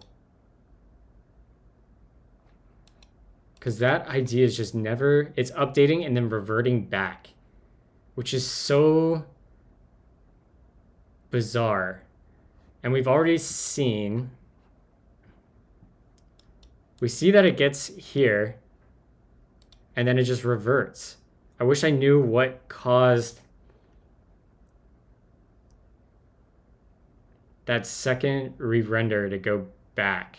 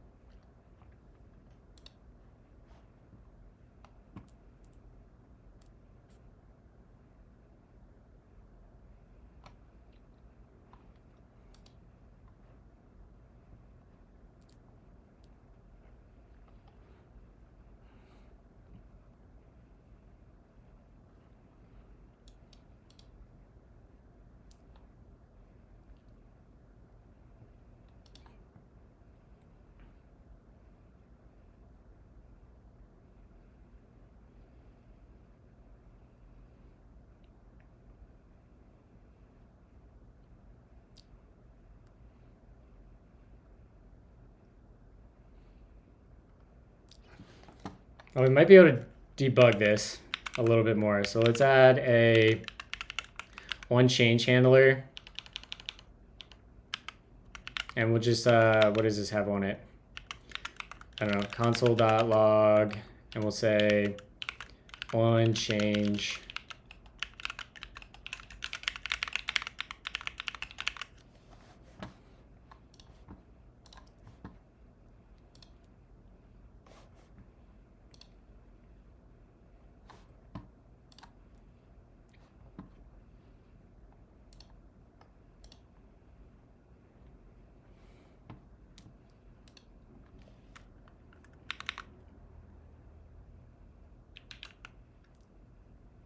Well, that doesn't tell me anything. What are our other options here that we can just like clear on submit? I don't know what reset form does. Let's say clear on submit. We're just gonna say message, and then we'll say what is the other fields that they said to play around with? Apply action. We'll say true, and then we'll say invalidate all, and we'll just say that's going to be force. I don't know.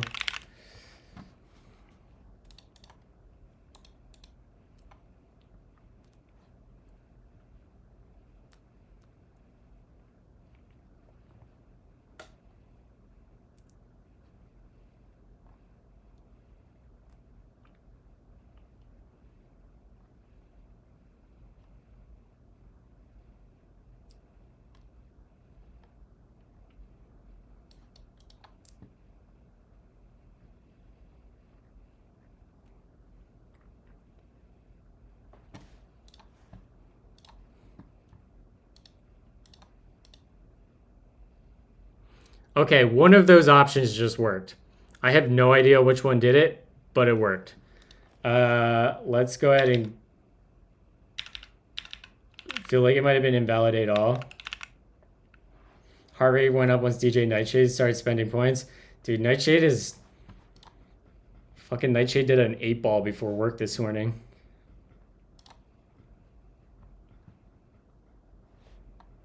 We need to reset here.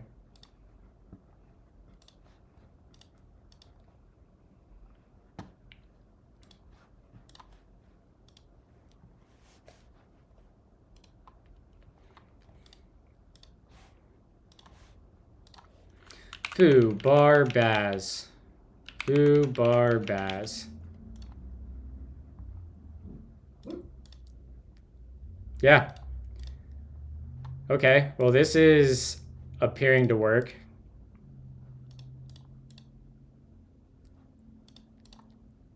Our bar is still broken as all hell, but I think we can fix that.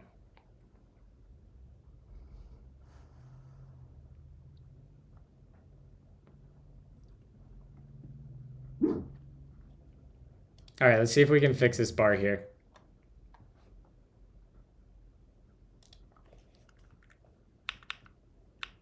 So the setting that fixed this was invalidate all force.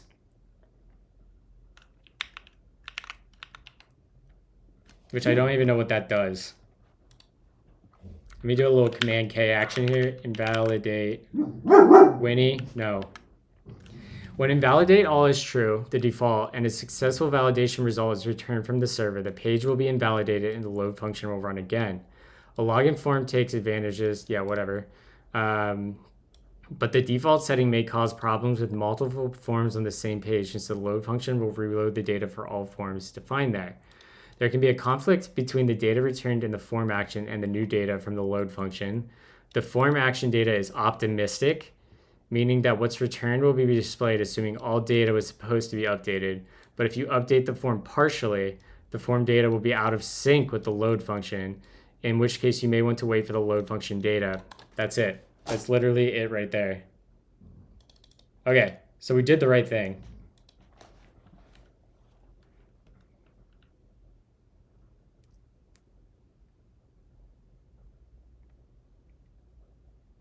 Great, okay. That makes sense. Now we need to fix our progress bar, which is busted for whatever reason.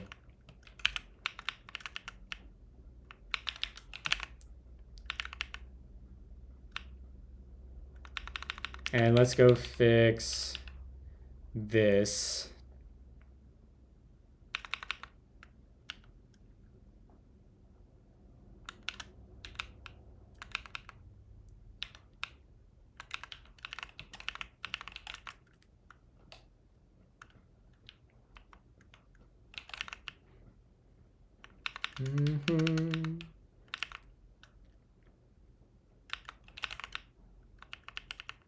We shouldn't need to do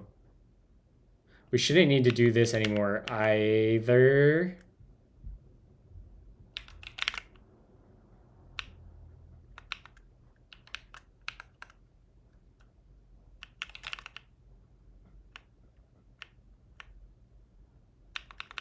And we shouldn't need to do that and get rid of that. And in our load function, where is that at? In here. I'm guessing this parse function is, we probably broke this again.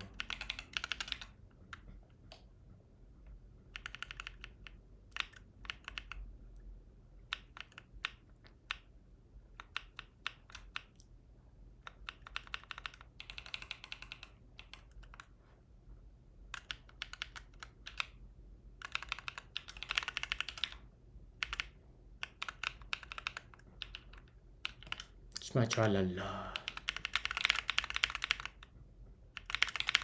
Oh, we're going longer than 10 o'clock this morning. Okay, so we're going for an extra hour today at least.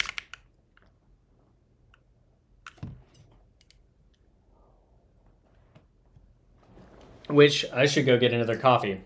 Actually, I'll get another coffee once I fix this progress bar problem.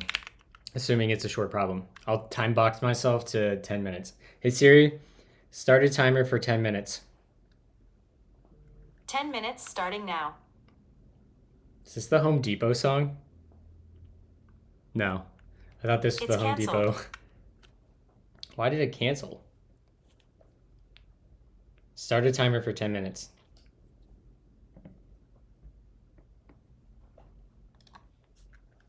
You thought that last time I played it too? At least I'm consistent.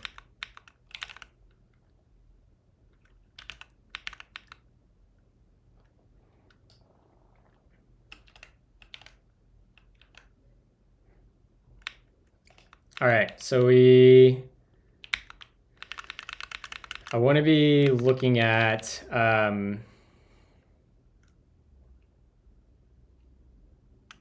want to log the current steps.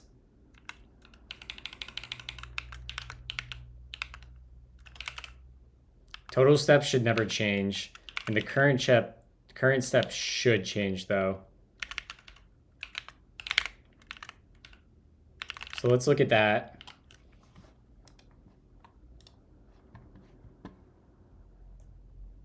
Okay, so that looks good. That just means that this isn't rendering correctly. So let's do another, yeah, this just isn't rendering correctly here.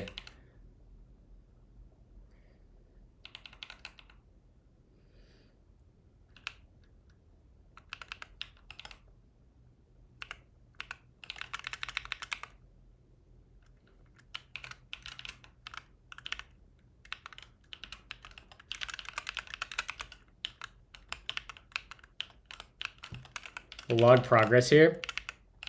And so we get, oh, we probably have to multiply this by 100.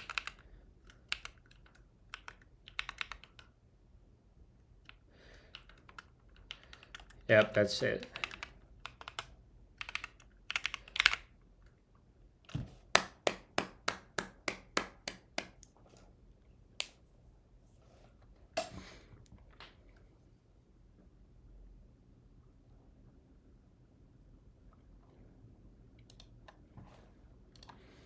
Okay, it's mine's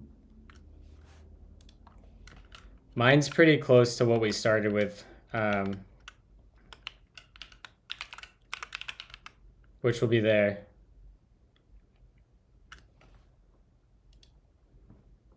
If you just back up to the root level of the repo, it'll be, all my Nix stuff will be in here. Yeah, it's like most of this stuff that I changed is just home manager stuff, which should be straightforward. I don't think I changed too awfully much in here. Just enabling fish shell basically. And then like the main thing that I did was I added a Capuchin. I managed my own fork of Capuchin tmux. So I have that. And then I also have Mono Lisa in a private Git repository. But everything else is pretty standard.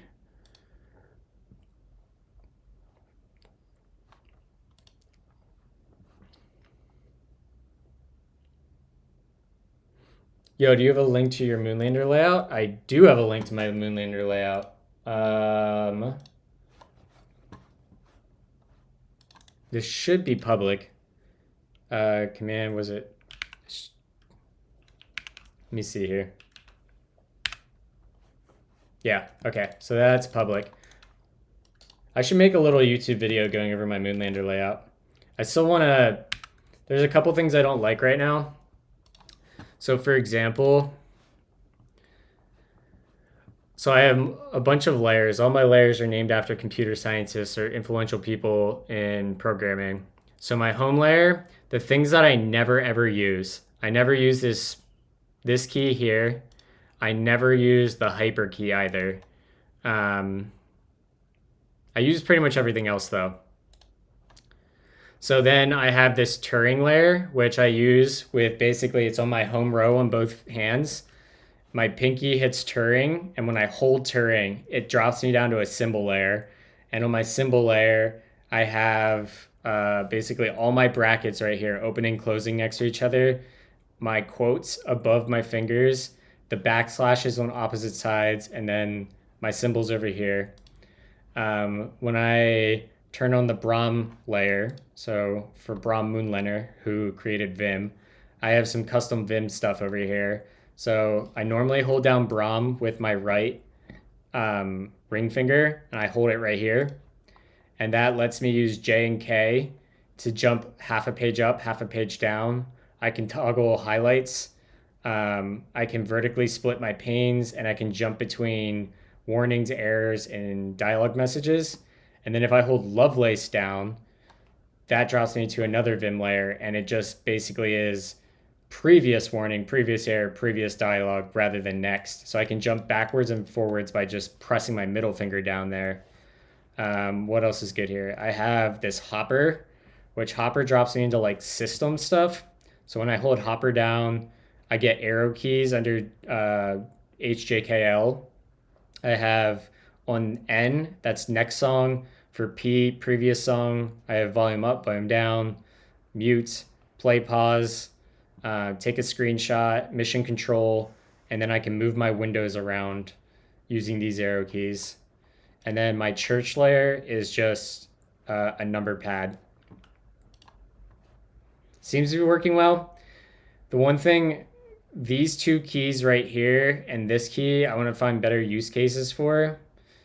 I don't really know what to do with those.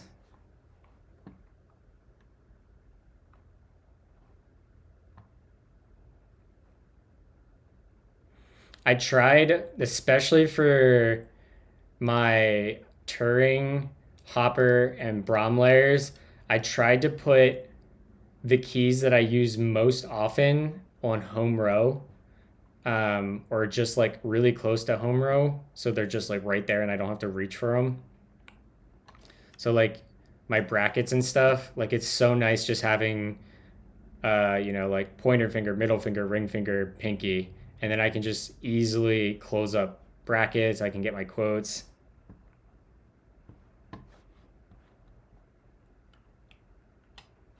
Yeah, that'd be a good YouTube video. I should do that. All right, so we fixed this. We found that the problem was just that we weren't multiplying by 100. LOL. Which, actually, we should have a, I think I have a,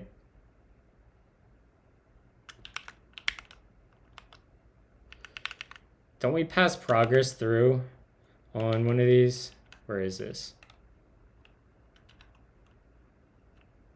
Yeah, we're deriving the progress already. Do I multiply by 100?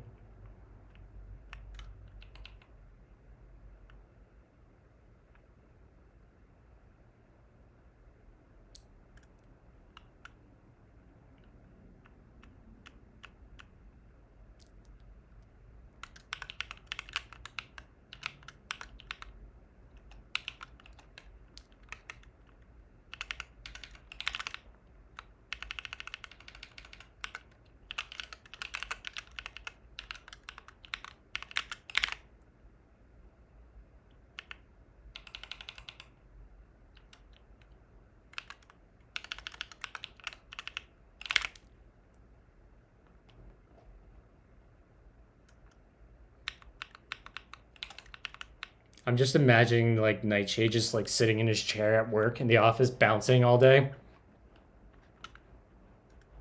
This is my Nightshade impression. I like Lang. I like Lang.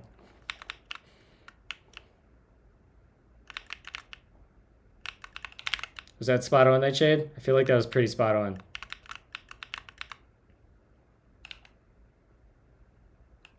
Yeah, I figured. And we'll just, we'll make this value, and this will equal, we don't need this anymore. We don't need that. We need data gets passed through. So let's go back up. Assessment.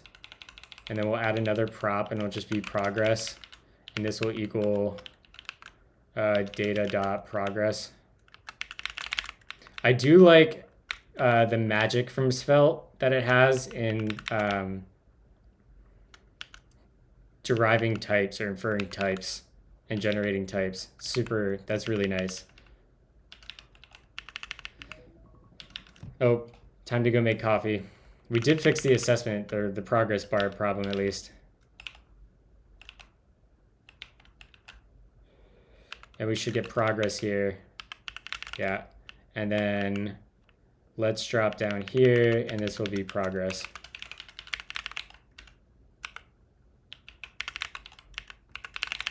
We need to go to U, and this is going to take progress instead. Delete that, delete that.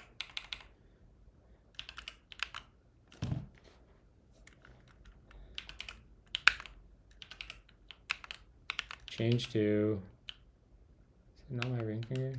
Oh, it's pinky, right? Progress, get rid of that. And then this will be progress.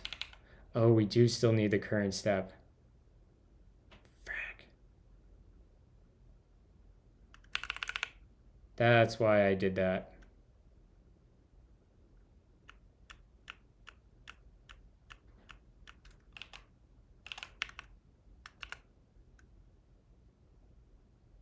Okay, whatever, we can still do this.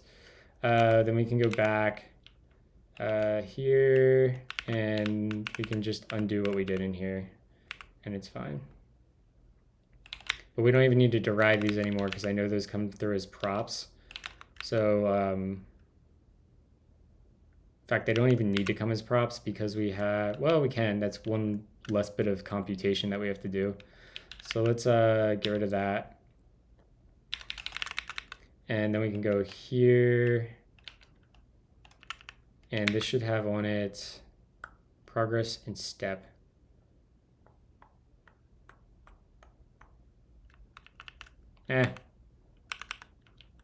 Changed my mind again. We will just derive it. And that should be working now. Yeah, great. All right, yep, I'm gonna go make coffee. I'm gonna run ads so people don't have pre-roll. I will be back in a minute 30, chat.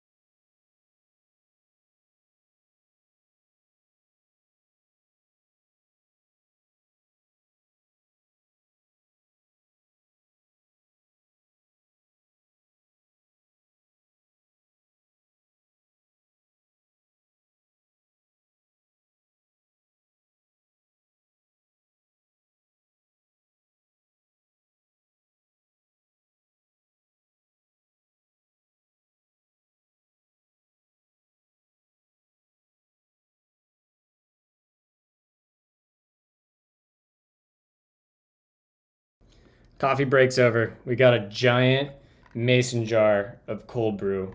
We are going to be caffeinated today.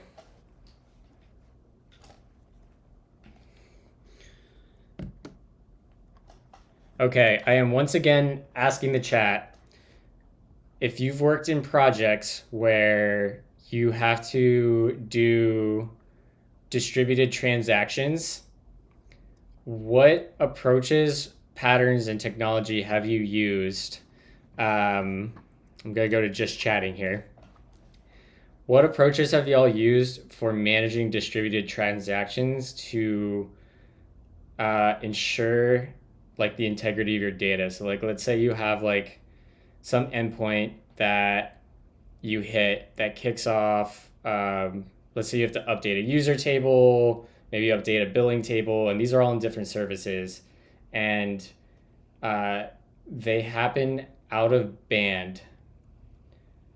And they might not even imagine this isn't like an event-driven architecture rather than like a just async request response cycle, right? So like you hit your backend, it publishes an event to do some data, and then you have a bunch of services that have to react to that event. How do you ensure that all of those succeed? And or if a couple of the intermediary steps succeed, but one fails before the end of it, that the prior ones roll back successfully. I've been thinking about this a lot, and I'm just curious what other people have done here.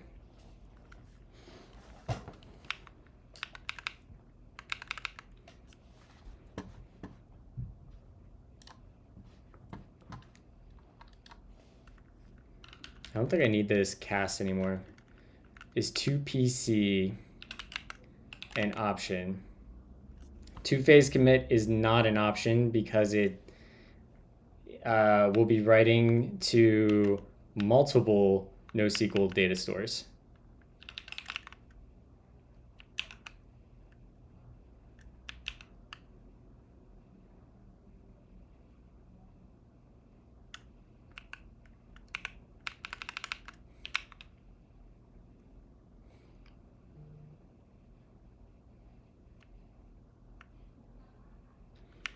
So why does it think that the current question, it's an onboarding assessment question?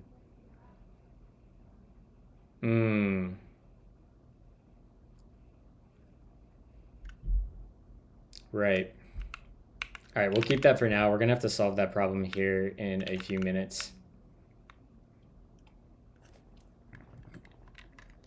Or I guess, wouldn't that rule out two-phase commit?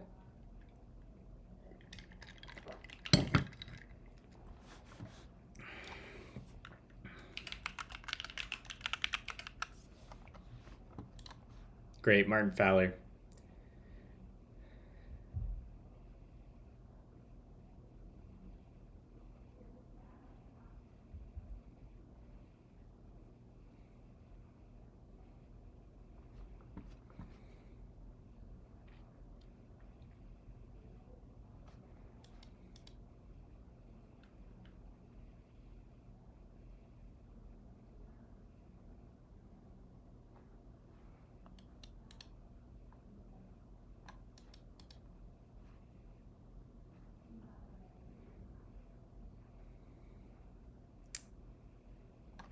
What happens if two members of the commit need to lock the same resource or need to update the same resource, right?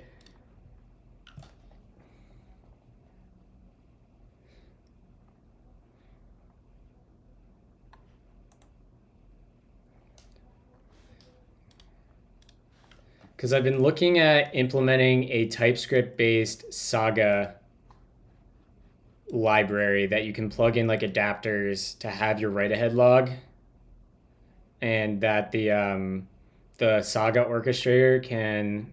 Oh, come on, Medium. I hate Medium. Talk about a brand that went from like really, really good to really bad.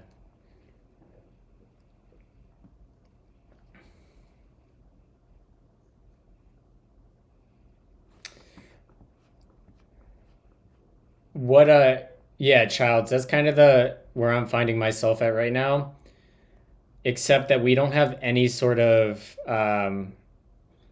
we don't have any durable workflow slash transaction monitoring right now. Right now, we just like hope for the happy path, where like maybe we write to like several different NoSQL data stores as part of a transaction, even though transaction is like there's no abstraction for it, there's no code for it. It's just, let's say, I don't know, a user has to upgrade their plan, and as part of that, that has to update a user collection. It has to call out to a billing service. Like all of those things, right now we just assume the happy path, and if one of the later steps fails, we don't do any sort of rollback. So that's the rollbacks need to be idempotent so they can be retried. I don't want to bring in Apache Airflow. We already have Tinybird that I could potentially use for some of these things.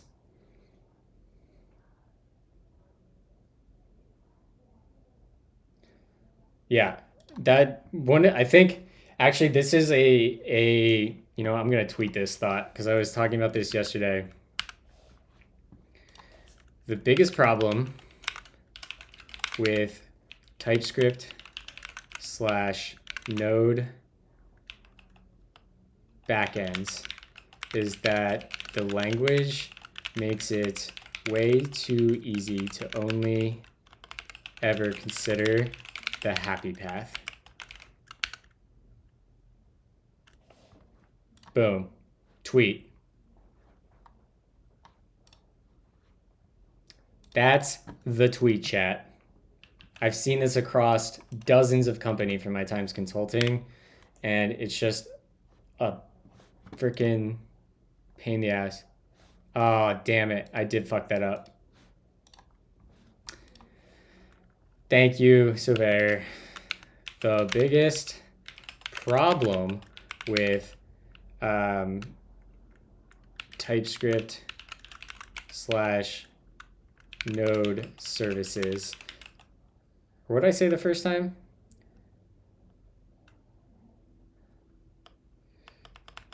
Whatever, that's fine. Is that it is backend. Is that the language makes it far too easy to only consider the happy path.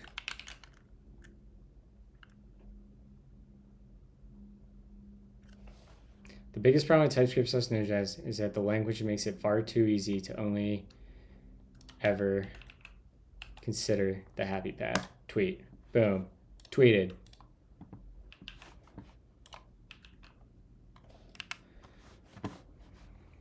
Mm-hmm.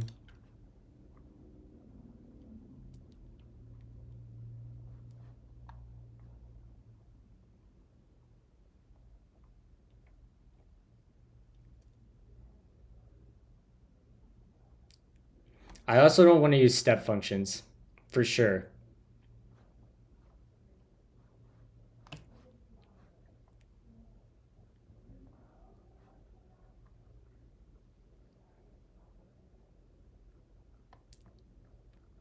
While both the saga pattern and two-phase commit are used to maintain data consistency in data distributed systems, my whole problem, they differ in their approaches.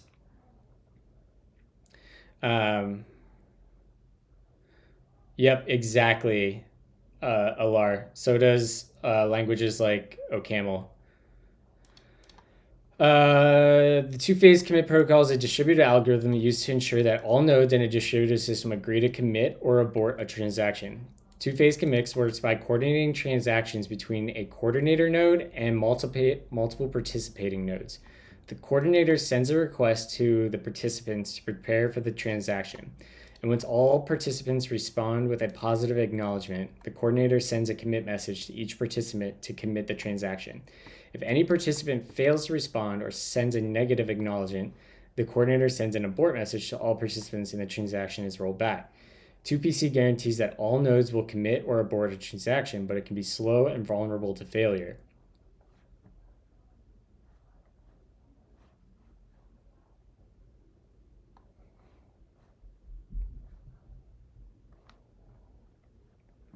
On the other hand, the Saga pattern is a microservice design pattern for managing long-lived transactions in a distributed system. A saga is a sequence of local transactions where each local transaction updates the state of a single service, what I want, and each service has its own database, mostly true. Each local transaction is an atomic operation that either completes successfully or compensates for its effects. That's the idempotent rollback. If a local transaction fails, the saga executes a compensating transaction that undoes the effects of the failed transaction. The saga pattern allows for more flexibility than 2PC and can better handle complex, long-lived transactions, but it requires careful design to ensure data consistency. Here's a nice diagram that shows how the saga pattern works.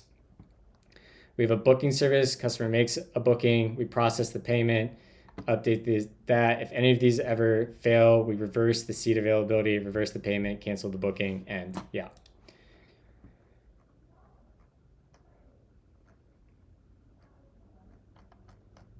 So yeah, maybe we'll take a shot at writing a little saga library on stream. Maybe after we get through like all the onboarding stuff and email verification on this project. Yeah, all or nothing, exactly. This may be naive, but what if a service fails? It should write a failure event that all services as.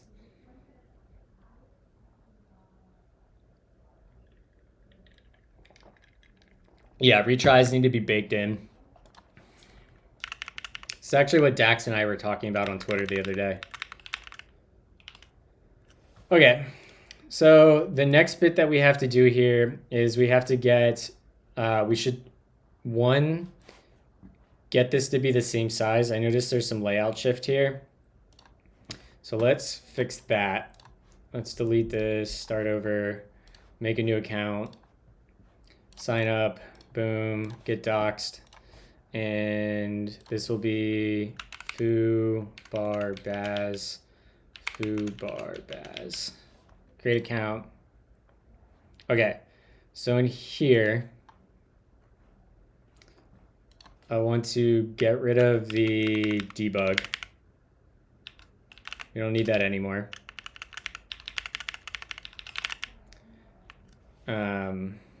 Whoops, we went too far.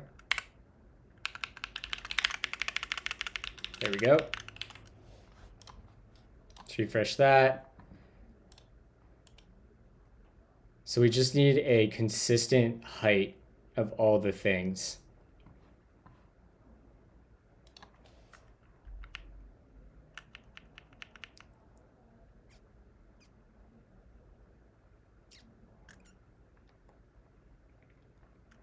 If I do h full and then let it grow to the parent, I'm assuming this is now, let's see how big this is. Yeah, it went full height.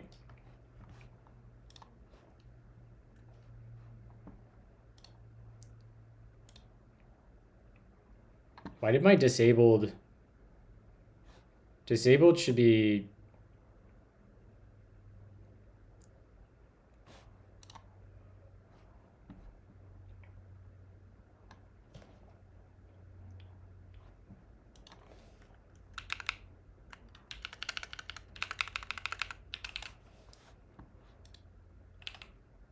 yeah, there we go.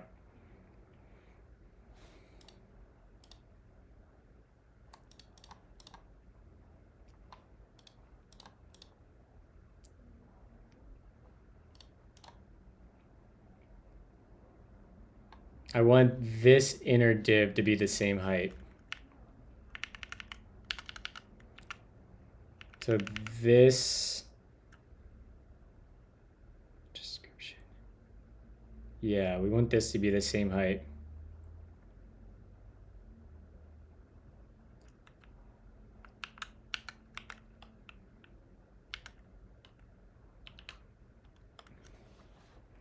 What is the height now?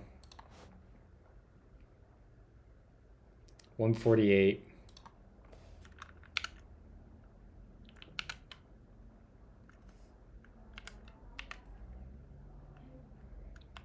Probably don't need that much. Let's check 40. Yeah, let's try 48. We got a little bit of a block there.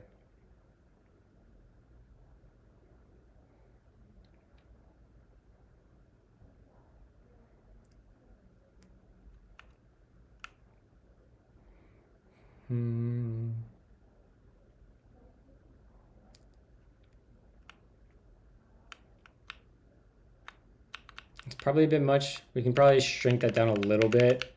Let's make that, what was it, 44? Let's go make a new user.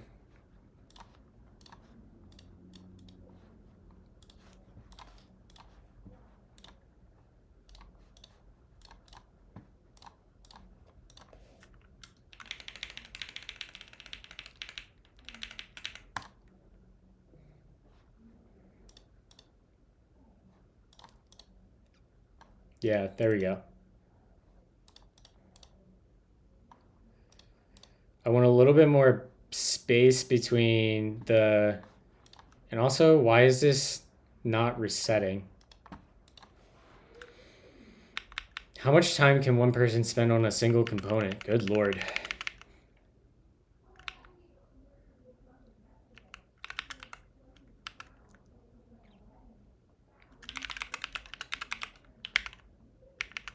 This needs to be in an effect. So let's log effect. Boom, boom. Say console.log, and we'll log answer and disabled, I guess.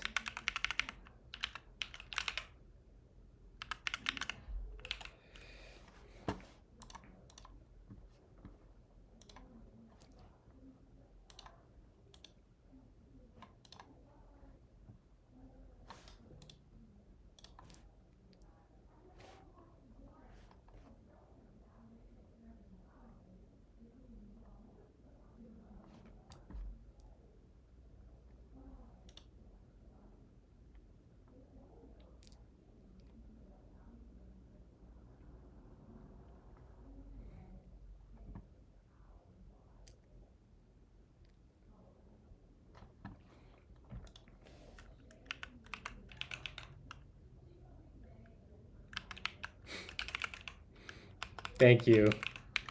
This is exactly what I needed.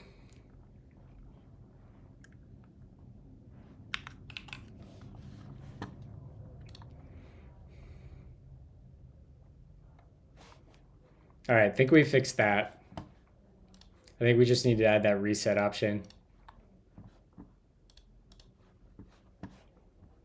All right, I'm playing a song next.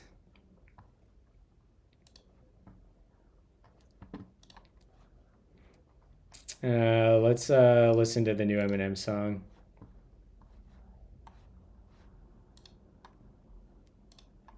And I also want to listen to the 2 Kendrick Lamar songs. Do Euphoria and Not Like Us.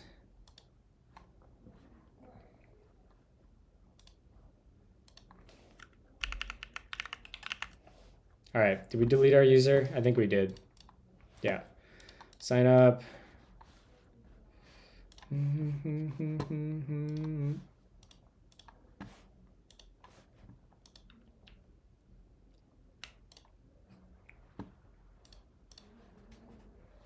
Damn, it didn't actually clear disabled.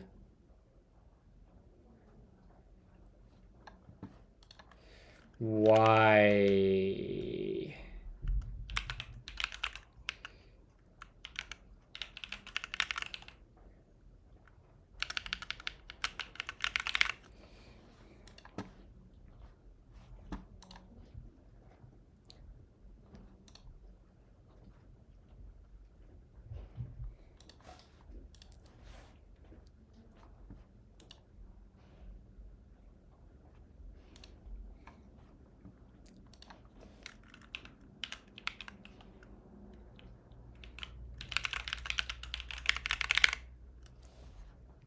is 0. Oh, because it's being coerced to a integer. Duh.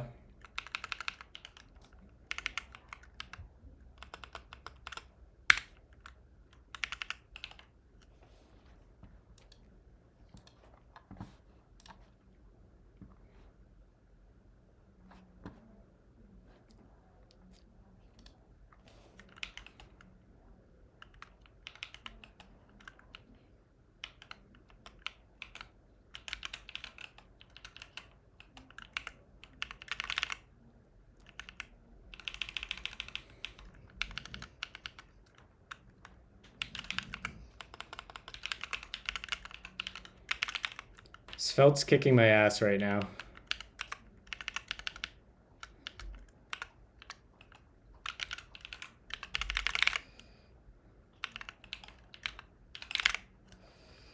So we have value answer is 0. Answer is, I need to dereference that, I guess, as answer.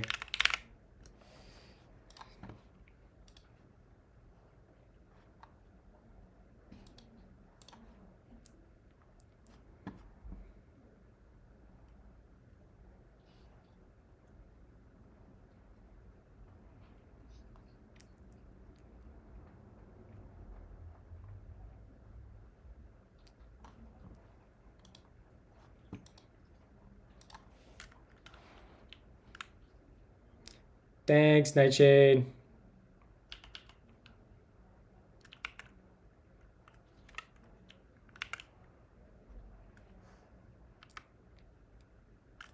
This is so stupid. Can I see if this was touched?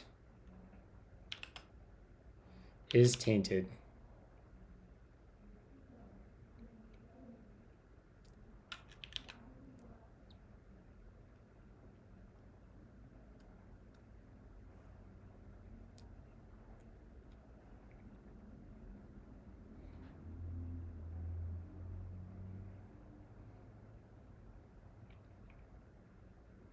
What is tainted?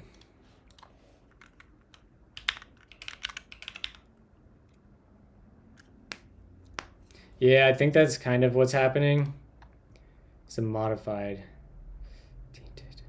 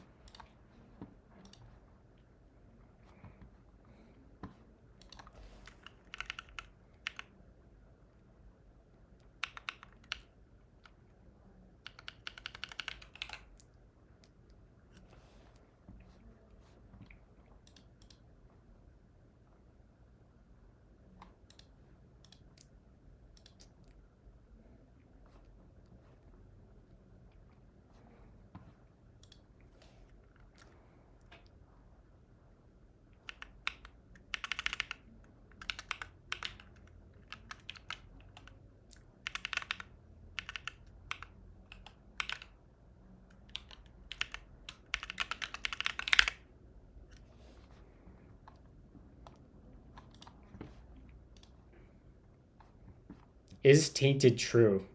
Why would that be true here? That doesn't seem like it should be true. I bet it's because of the proxy.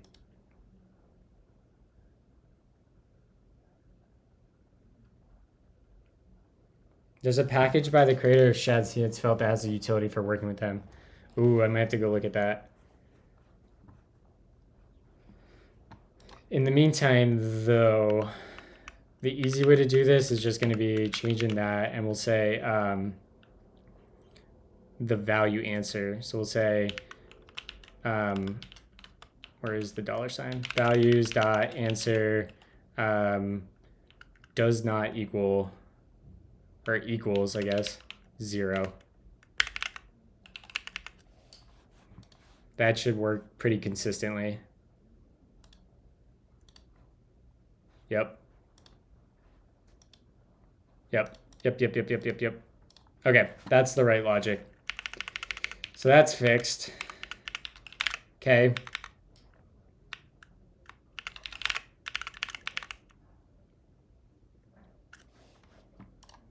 The next bit is we need to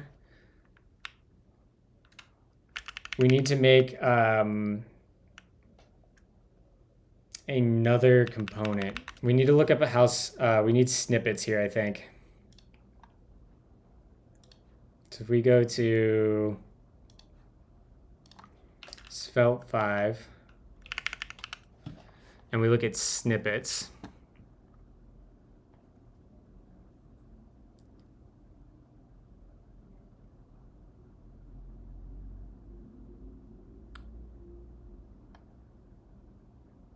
yeah, okay. So this is going to be our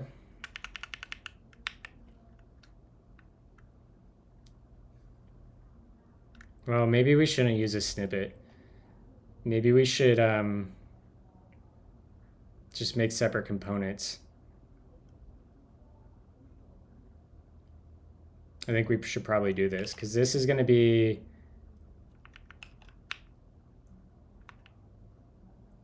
we need to value.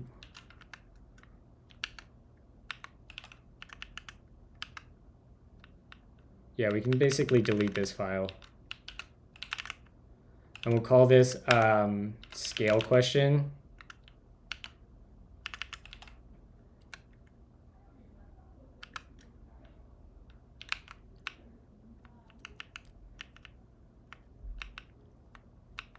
And it'll be from here to here. That'll be the component.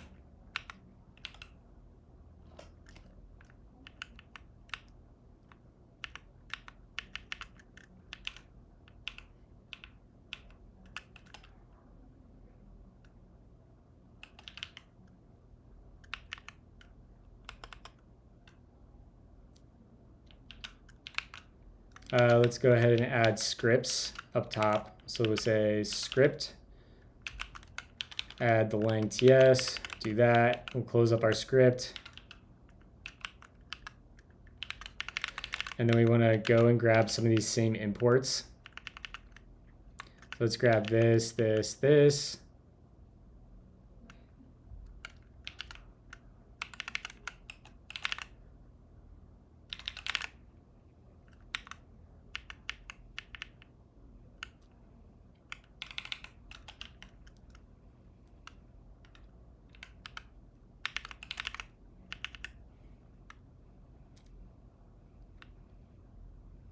All right, so this is going to need as a first half, second half. This is going to take a question as a prop. So let's say type props is going to equal our little that, and we'll just have a question, which will be a onboarding assessment scale question. And then we can come over here, we can grab that, throw that in here, and grab our question.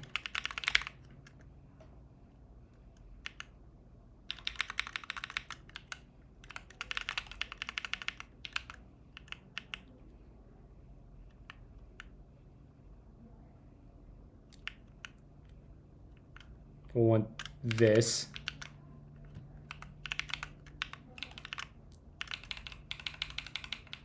And let's change current question to just question.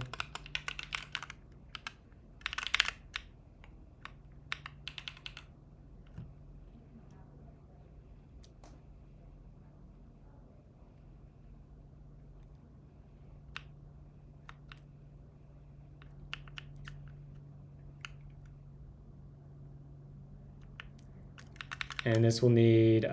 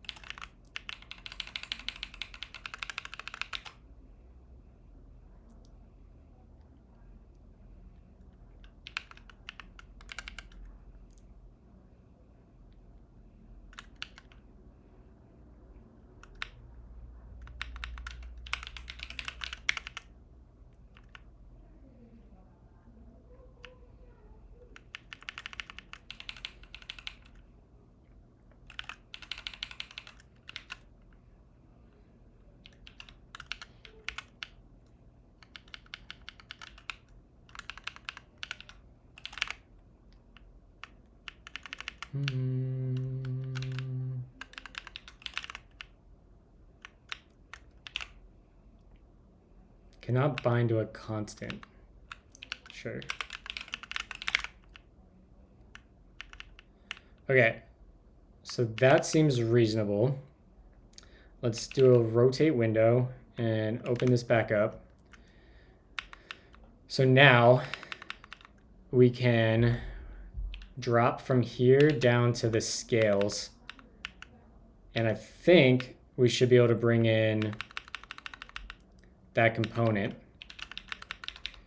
which will be import scale question. Yep. And in scale question, we can come, hold on. All right, that goes, okay, yep.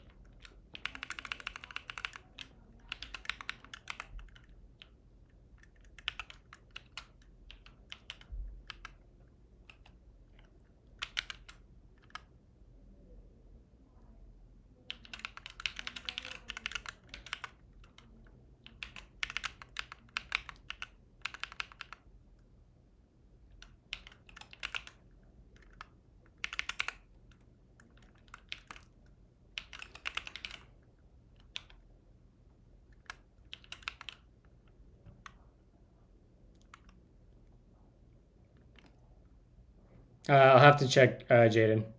Thank you for the follow, by the way, Eep.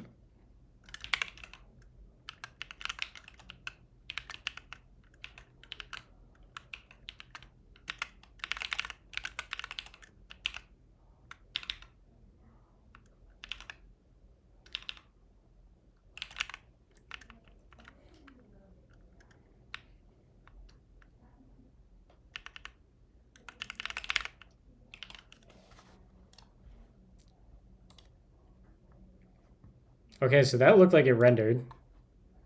That didn't work. So we need to go look at the bindable rune.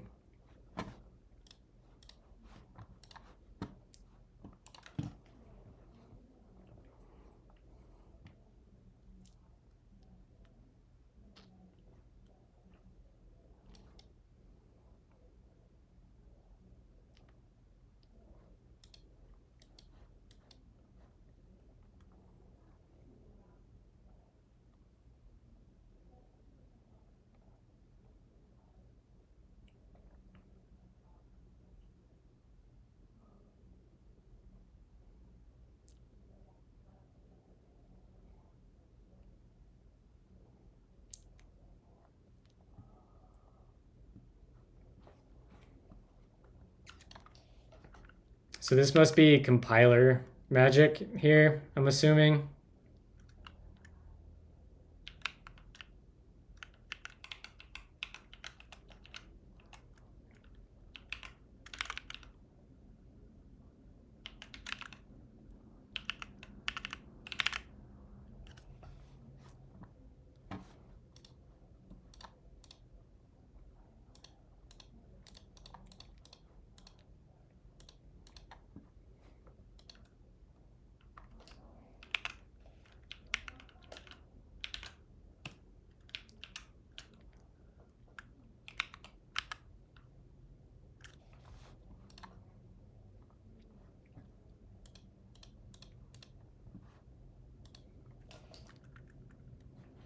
What up, Ghoster?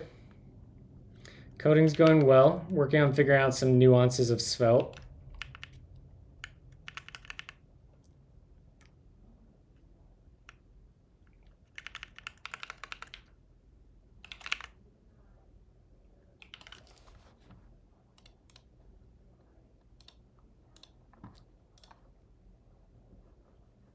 That's weird.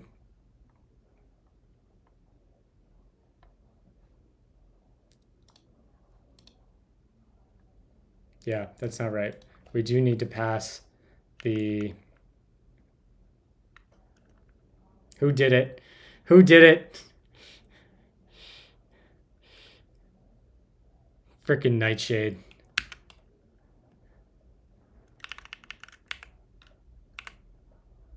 Love me a crab rave.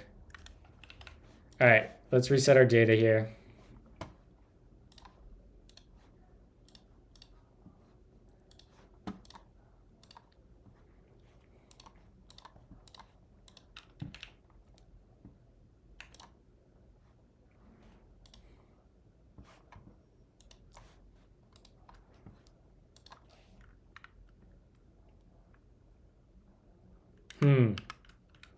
Let's make an effect in here. See you, Jaden. And we'll console.log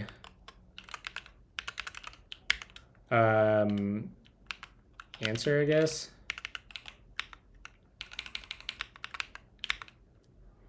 Declare a prop as bindable, meaning the parent component can use bind to bind to it. Oh, I see, I see.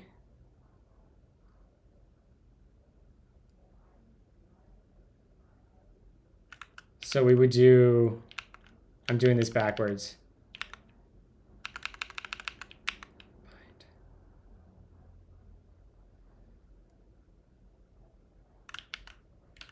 We should be able to do bind, answer, answer.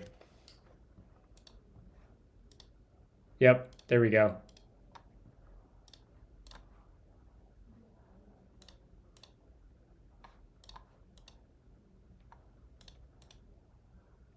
Look at that, chat.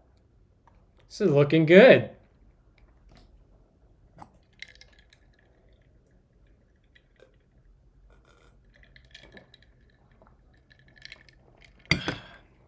Love me some cold brew.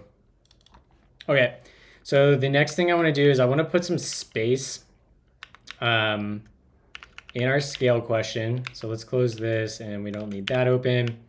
I want to add some padding between the button and this. So we go down here. Actually, that'll be in the parent. We have a gap of 4.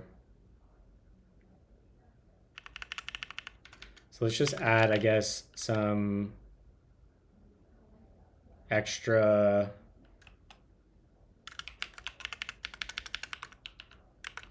We'll say margin top, I guess. Give it like 2.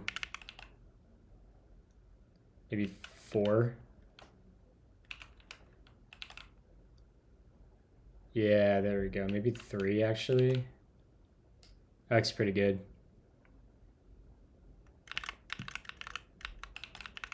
Okay, great. So the next thing we need to do is we need to make a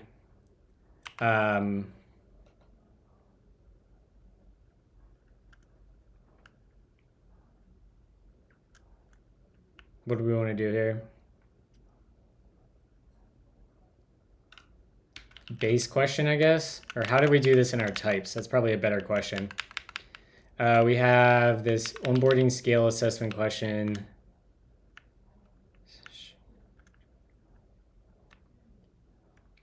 Whatever, we'll just make 3 components: text, number, and scale.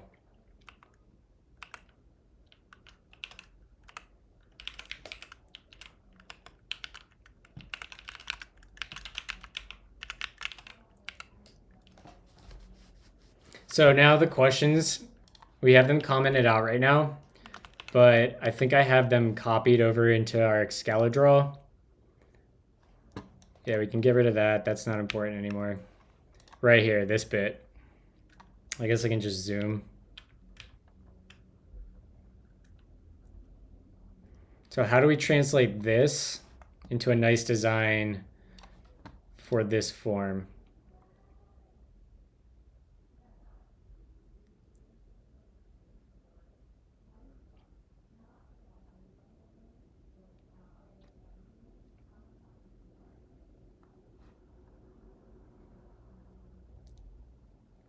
Call it background for the title. What up, scumbag Davey?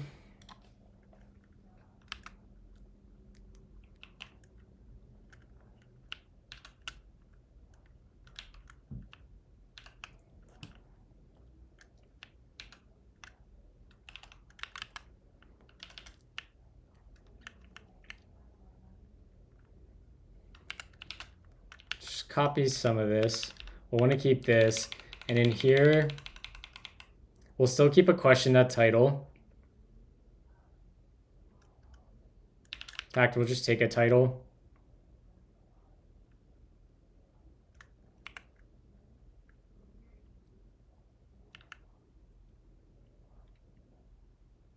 Our model for this, what does this look like? See you, Alcas.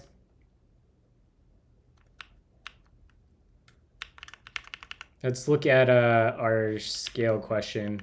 This has a title. We should put titles on our other questions too.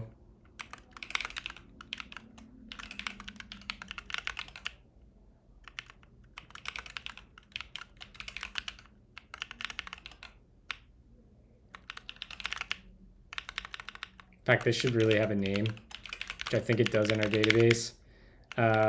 Title string. Put a title there, put a title here.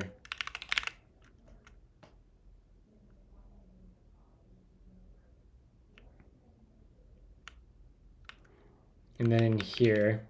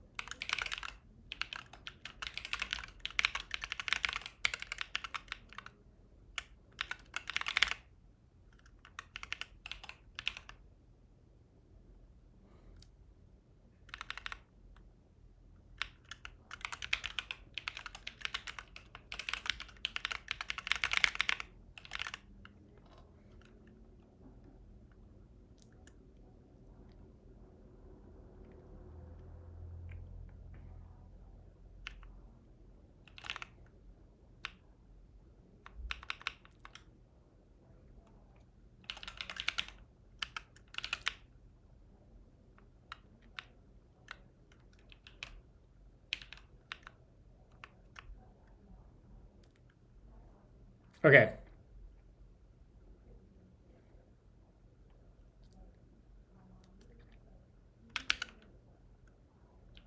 All right, all of our questions have titles now, so that's good.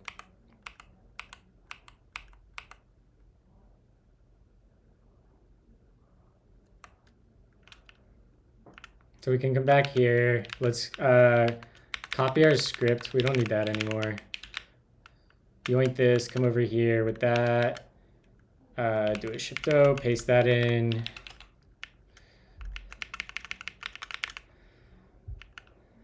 We don't need that anymore. This is going to be a text question. Change to Q, text question. And the question.title.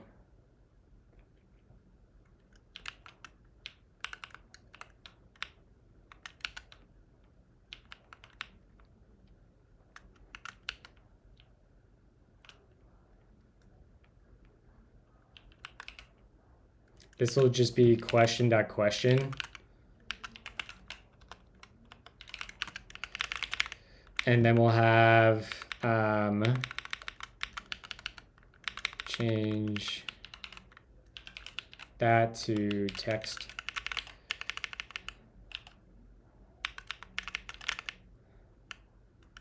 We don't need that bit.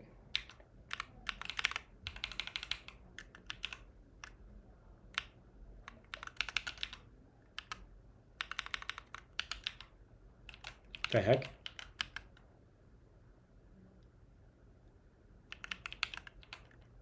It's rigged.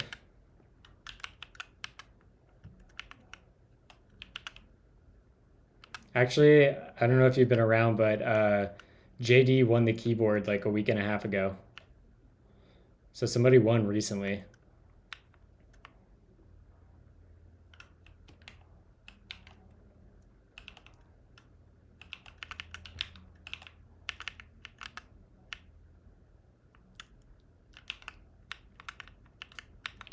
So we don't need these anymore because we don't have the scales. We don't have that. We can get rid of the radio group. We need a input. Did we get a input from ShadCN?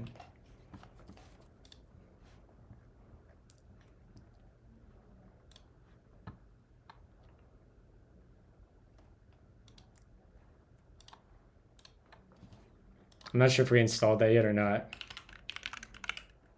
Doesn't look like it. So let's install that.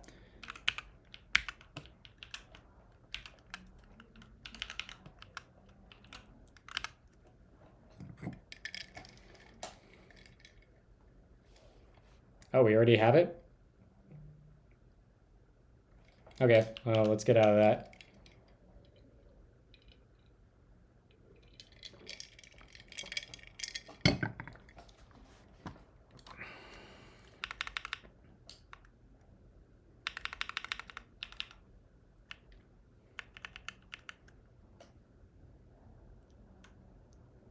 In fact, this should probably switch to label.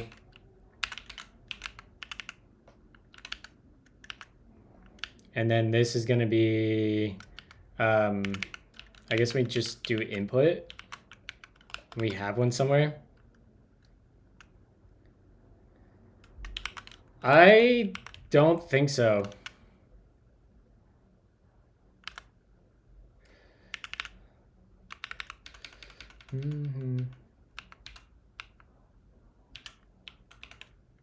Maybe there is, I'm not sure.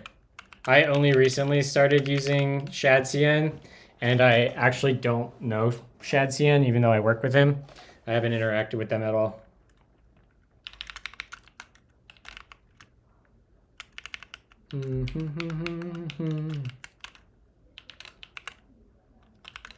This is going to be number or text.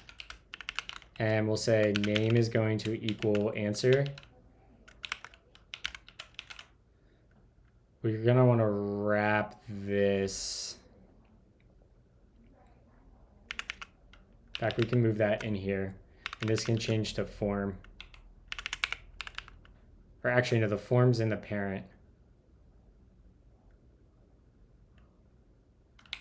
This can probably be gap 4.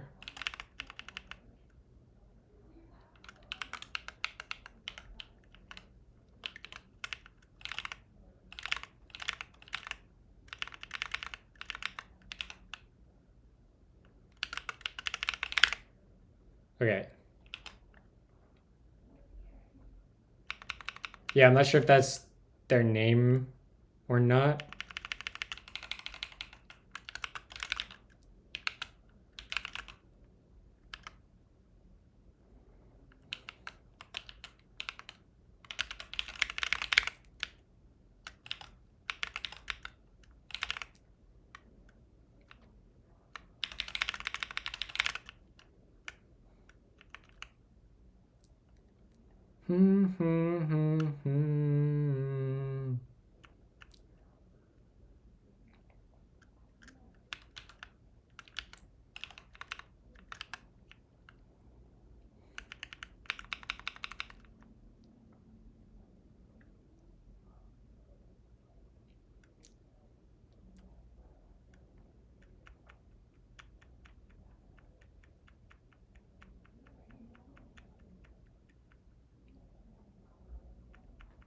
So we can't make everyone a number now.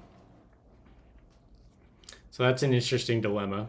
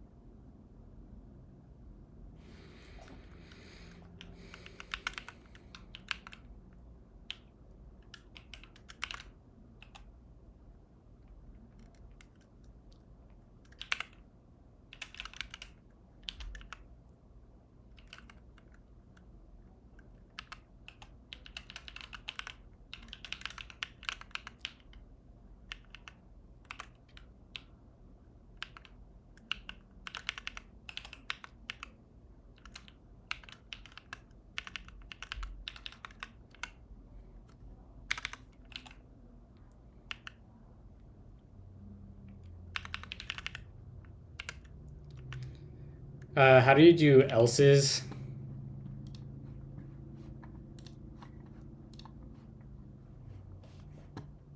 A colon.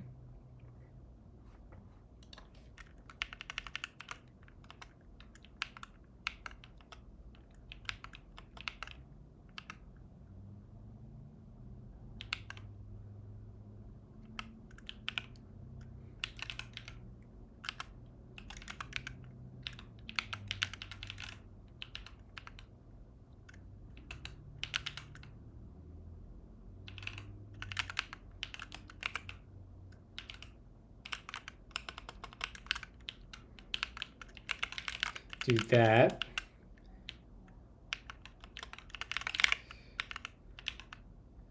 All right, what's this upset about? Right, this will be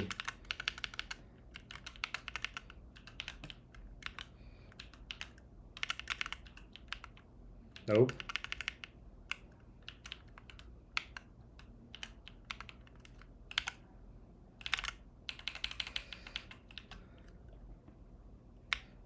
Right. So now we don't need this cast anymore.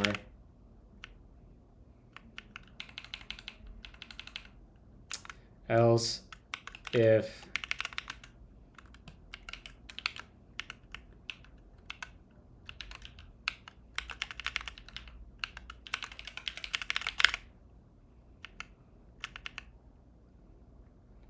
okay, so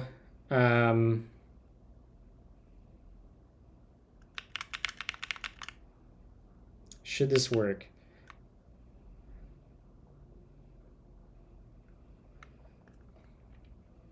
We need a better way to handle these two things right here.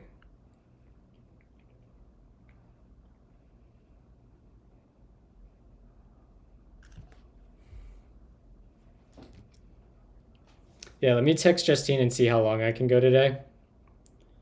Because I have off work today.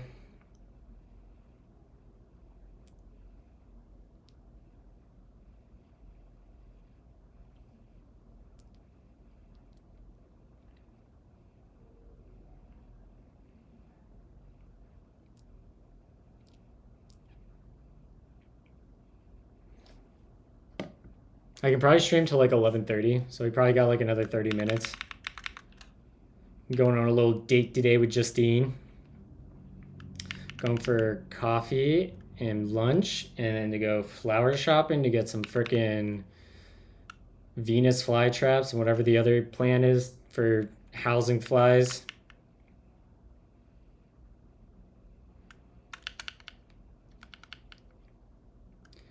Let me see how the proxy works again.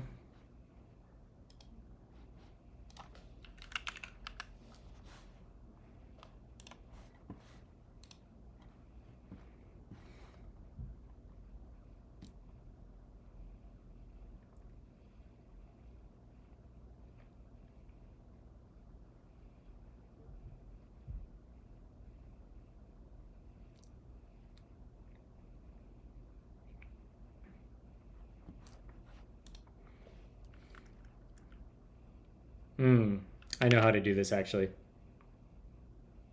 I have an idea.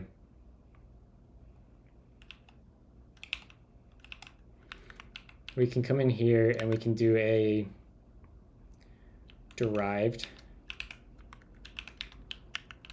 And then we can say current question dot type equals scale question. We'll do that. Otherwise, it will be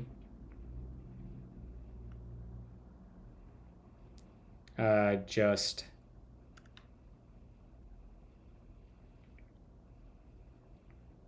I do a text proxy, string proxy, we'll do that, values, answer.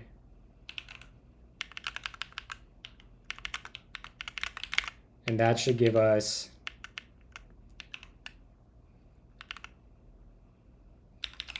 sure. Expected 3 arguments. What's the one for the third argument?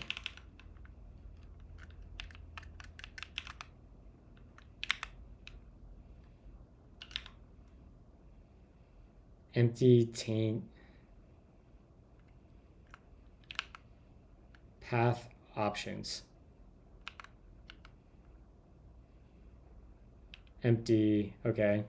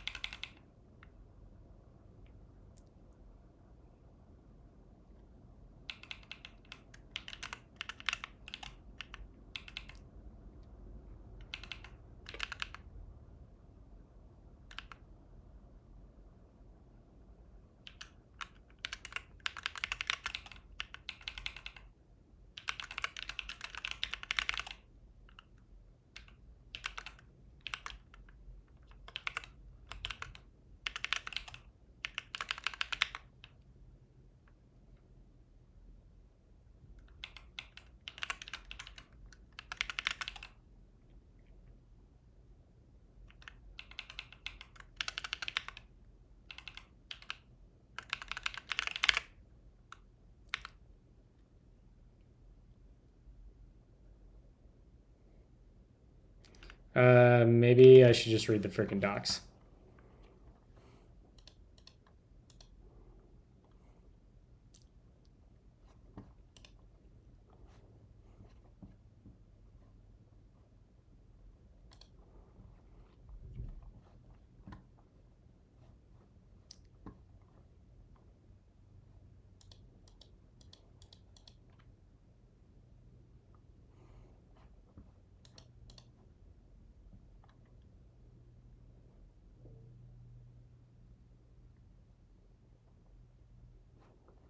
Okay.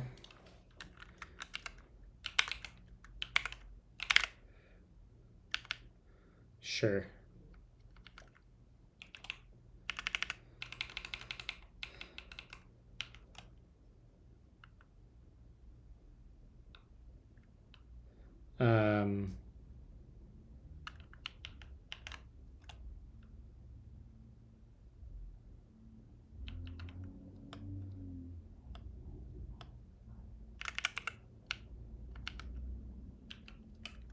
Be nice if that tainted API worked correctly.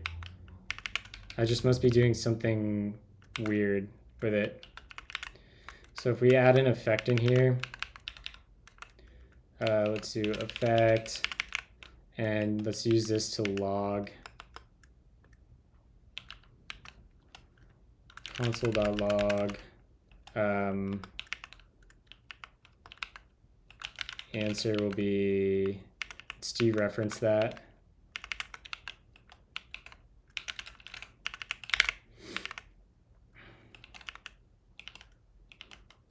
And then we need to come in here and we need to go to, what is it, 1? Yeah. We need to comment out these. And now we can go back over here, start the dev server, run dev.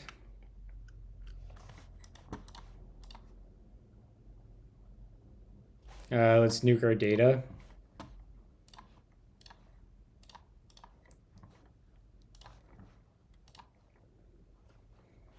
Sign up, do that, close that, put in a random ass password, create account. So answer is an empty string, which, what is an empty string? What does that coerce to? False. Great.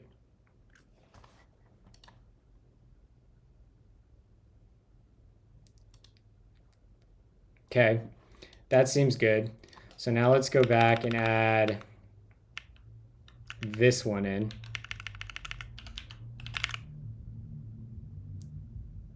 And we got nuke the data again.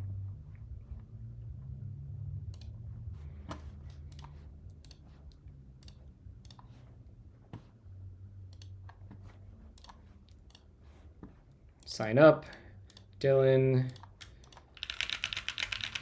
create account.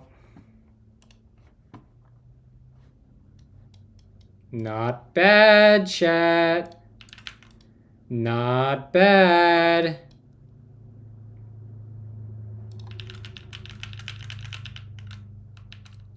Oh, we got a raid from Mr. Togglebit.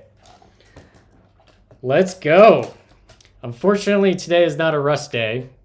Today is a Svelte kit day. But thank you for the raid, Togglebit. Super appreciate you. I'm sure most of my viewers are well familiar with Togglebit, but if you're not following Togglebit, follow him for some amazing Rust content. And just good content in general. Yeah, I'm installing a keylogger in my client's app. So we want to come over here and change this now. So let's close that and go back into our text question. We don't want this to be font body. Font body. Why is that capital?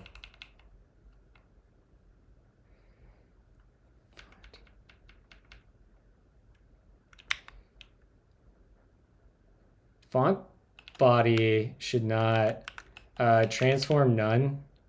How do I do that? It's like transform none.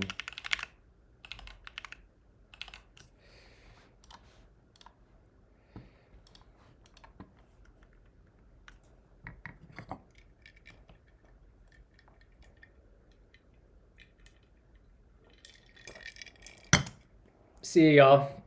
All right, so why is this capitalizing? There's a chance I have it actually capitalized in the, there's a text transform to uppercase. There's a way in text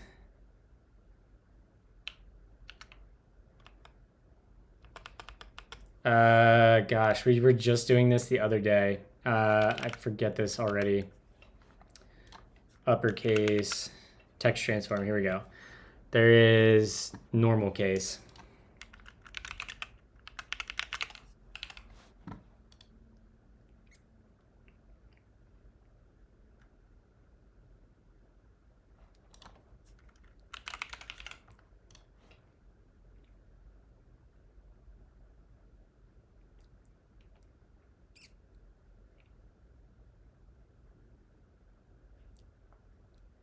Okay, that looks pretty good. So, let's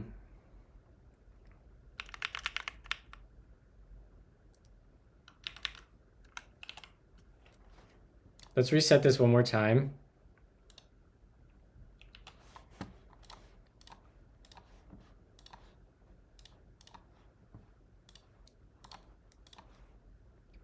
Sign up.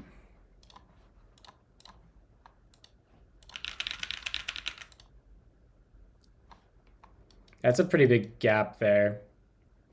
But as long as that maintains, so we just need to set a full height.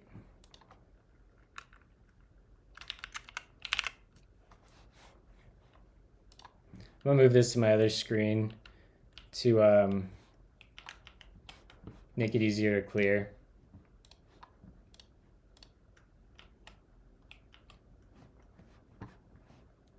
What college did I go to? I went to Mansfield University of Pennsylvania. Kind of a joke college, to be honest.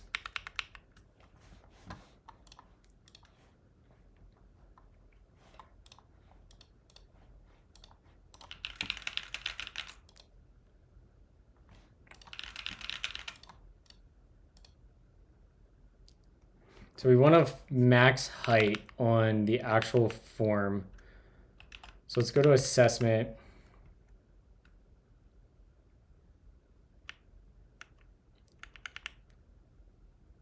We say height full.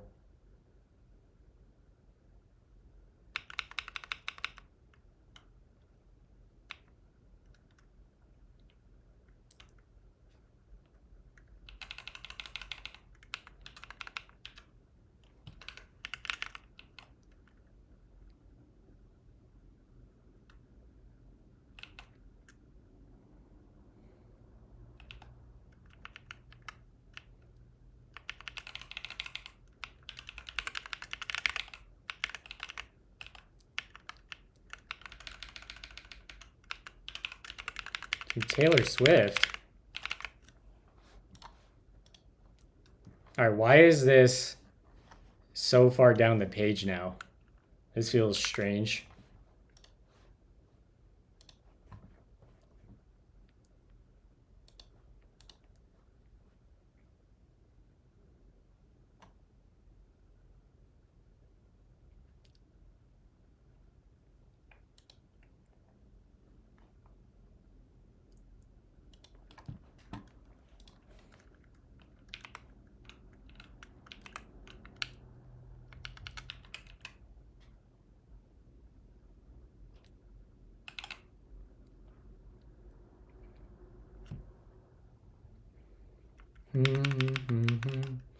Must be in the layout, I guess.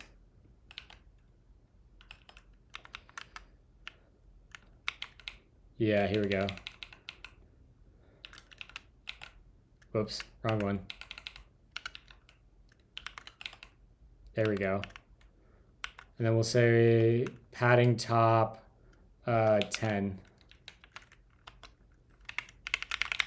There we go. Fix that up. Great. Let's go ahead and nuke our data again.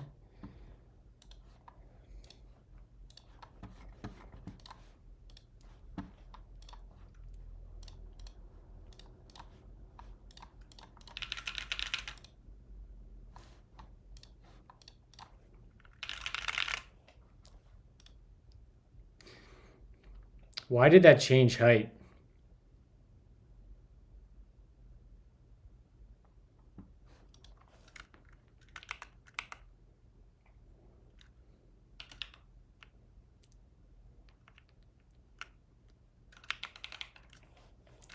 So this is saying that we have 176 pixels. Is that bigger? It seems like a bizarre.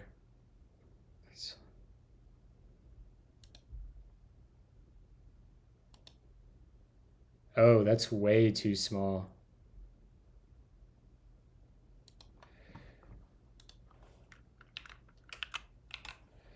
What does this end up being? We get 388. So let's say we have a H. Do we have... What are our values we have here? 384, which is smaller than this current one.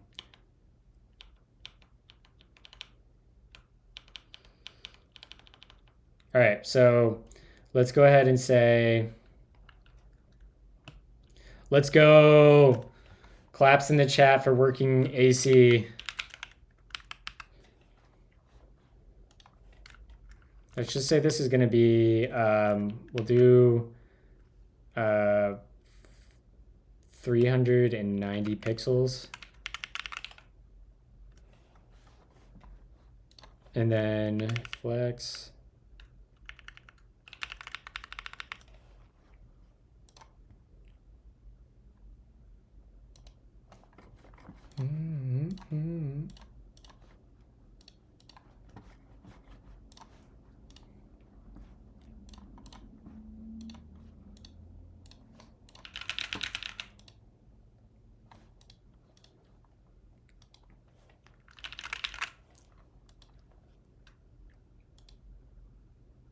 Beautiful. There we go.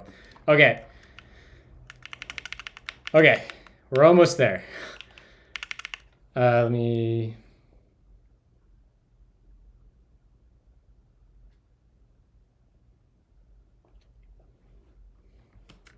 Let's yoink this, and this is going to be a numeric question. And we'll go to numeric, and in here, really we can use the same thing, but whatever. Numeric, or number.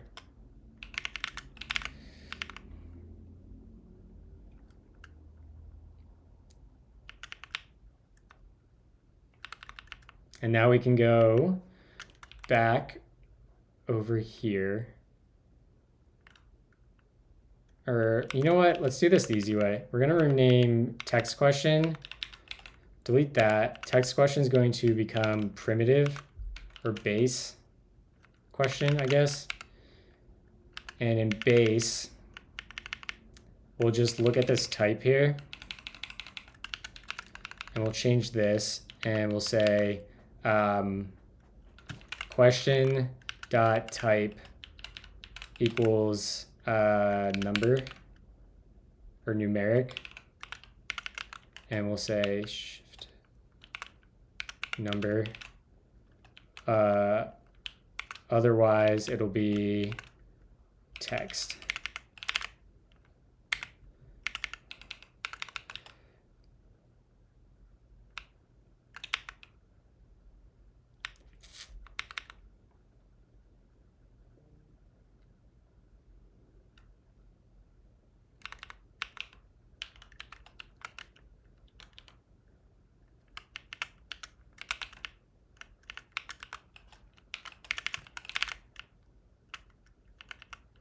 Okay, that works. And now in our assessment, we need to change our text question to base question. We can honestly make them one component, but whatever.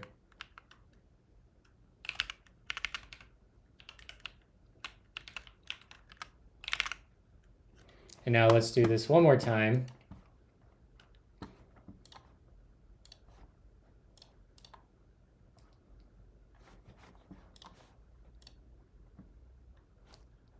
And we can go and uncomment these.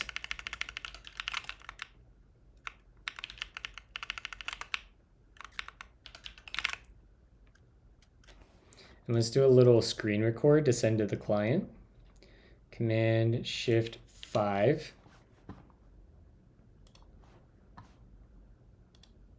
Come in here, we'll do sign up.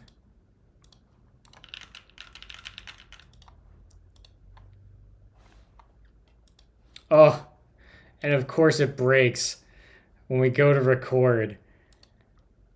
Absolutely wrecked. Why?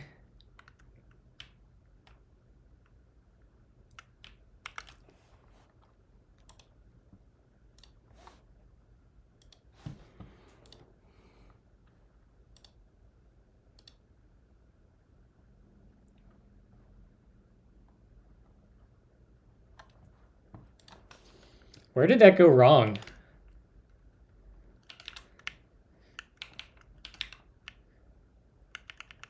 Oh, I know what we did. It's in here.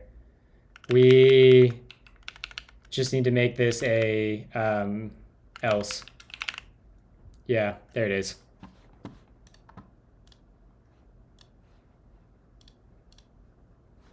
Skill issues, as normal. All right, we'll try that again. Command Shift 5, throw that on there. Sign up, fill that in, do one of those.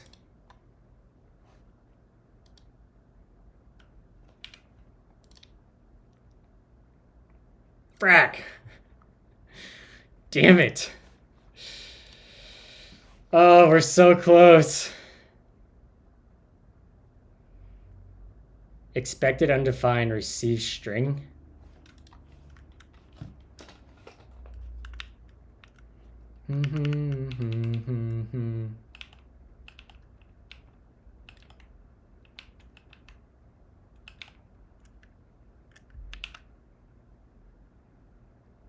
Oh, well, we don't need that anymore. Pages server.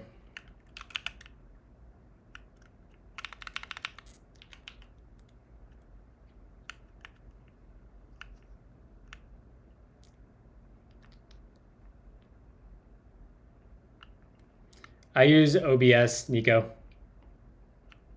Devin doesn't have these problems? True. Client should have just hired Devin. Why? It's going to be in our utility. And this is going to be... Where's this schema at? Here it is. Yeah. Something this or undefined isn't doing what we think. So I'm just going to do optional. And then this will be the same deal. Hopefully that's the problem.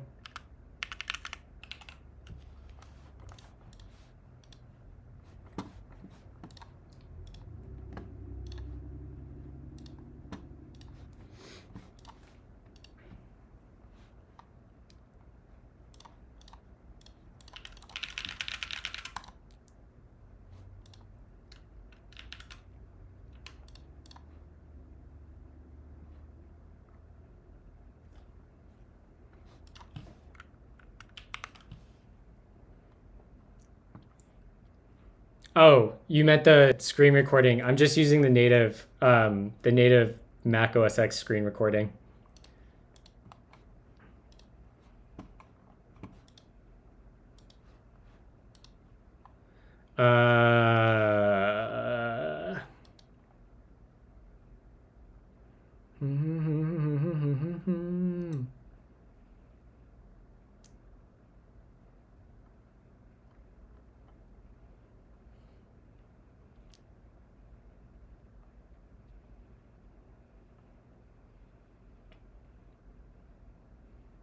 Yep, Command Shift 5 is exactly what I'm using.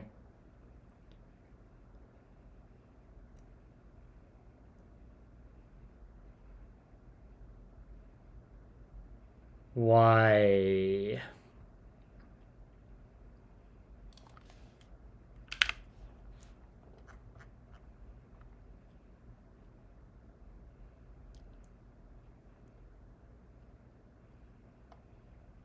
Expected number received string.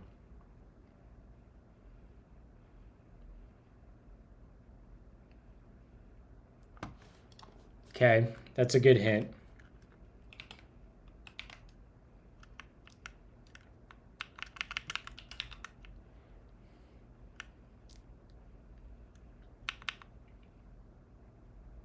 Oh, this is wrong.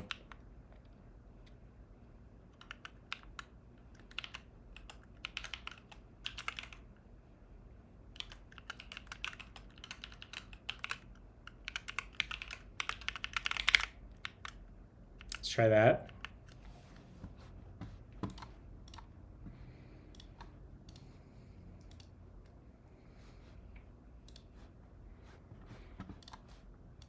You know, for such a simple, seemingly simple, like, component, there's like a bunch going on in this thing.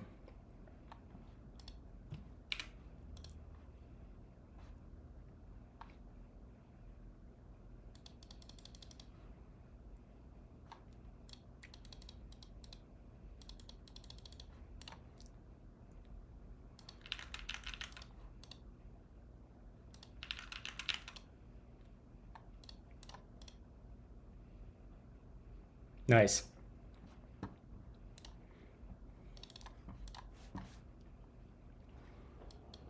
I want to add some padding there.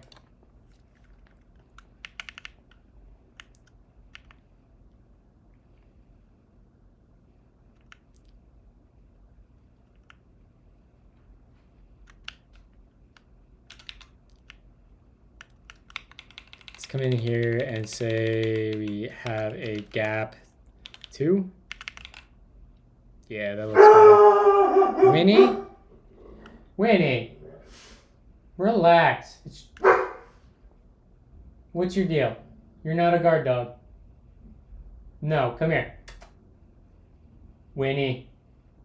Okay, fuck me, right?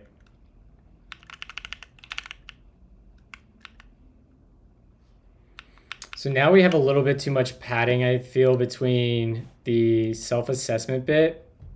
I think that gap's too much there.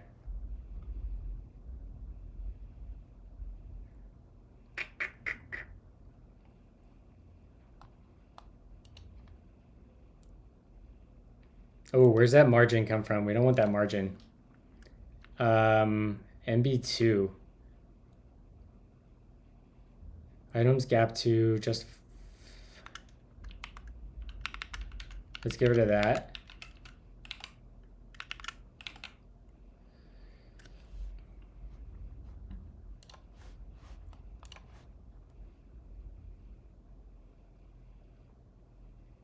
I guess that gap's the same.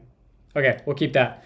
All right, let's reset and then send this to the client, and then we're gonna wrap up. I feel pretty satisfied with where we got today. We got a lot done.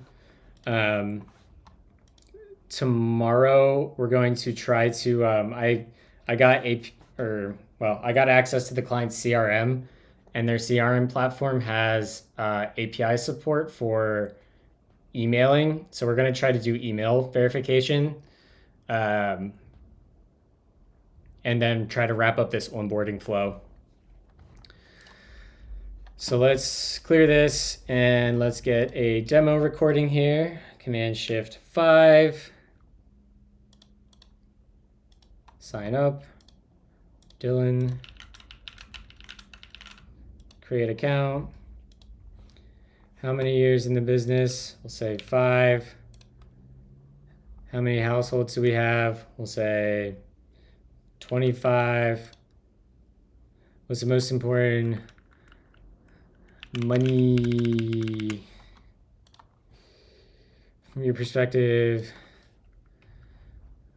I don't know, LOL. Boom.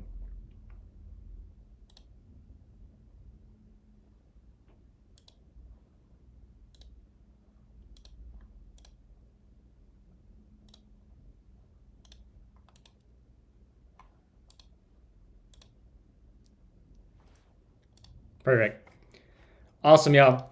Thank you, everyone, for hanging out longer this morning. I appreciate each and every one of you. Thank you to all of my new followers. I know I didn't do so good this stream with shouting y'all out. And everyone that subbed today, thank you so much. But let's find somebody to raid. And I'm going to go grab some lunch with the lady. Raid. Who we got? We got Louie, Adam Learns Live, Prime. Louie is the least. I know we raid Louie a lot, but I love Gleam, and Louie's a great guy, so let's do it. All right, I'll be back tomorrow morning, bright and early, 7 a.m. Eastern time, but I will not be streaming Friday morning, but I'll be back Monday. Have a great Wednesday, y'all. Happy hump day.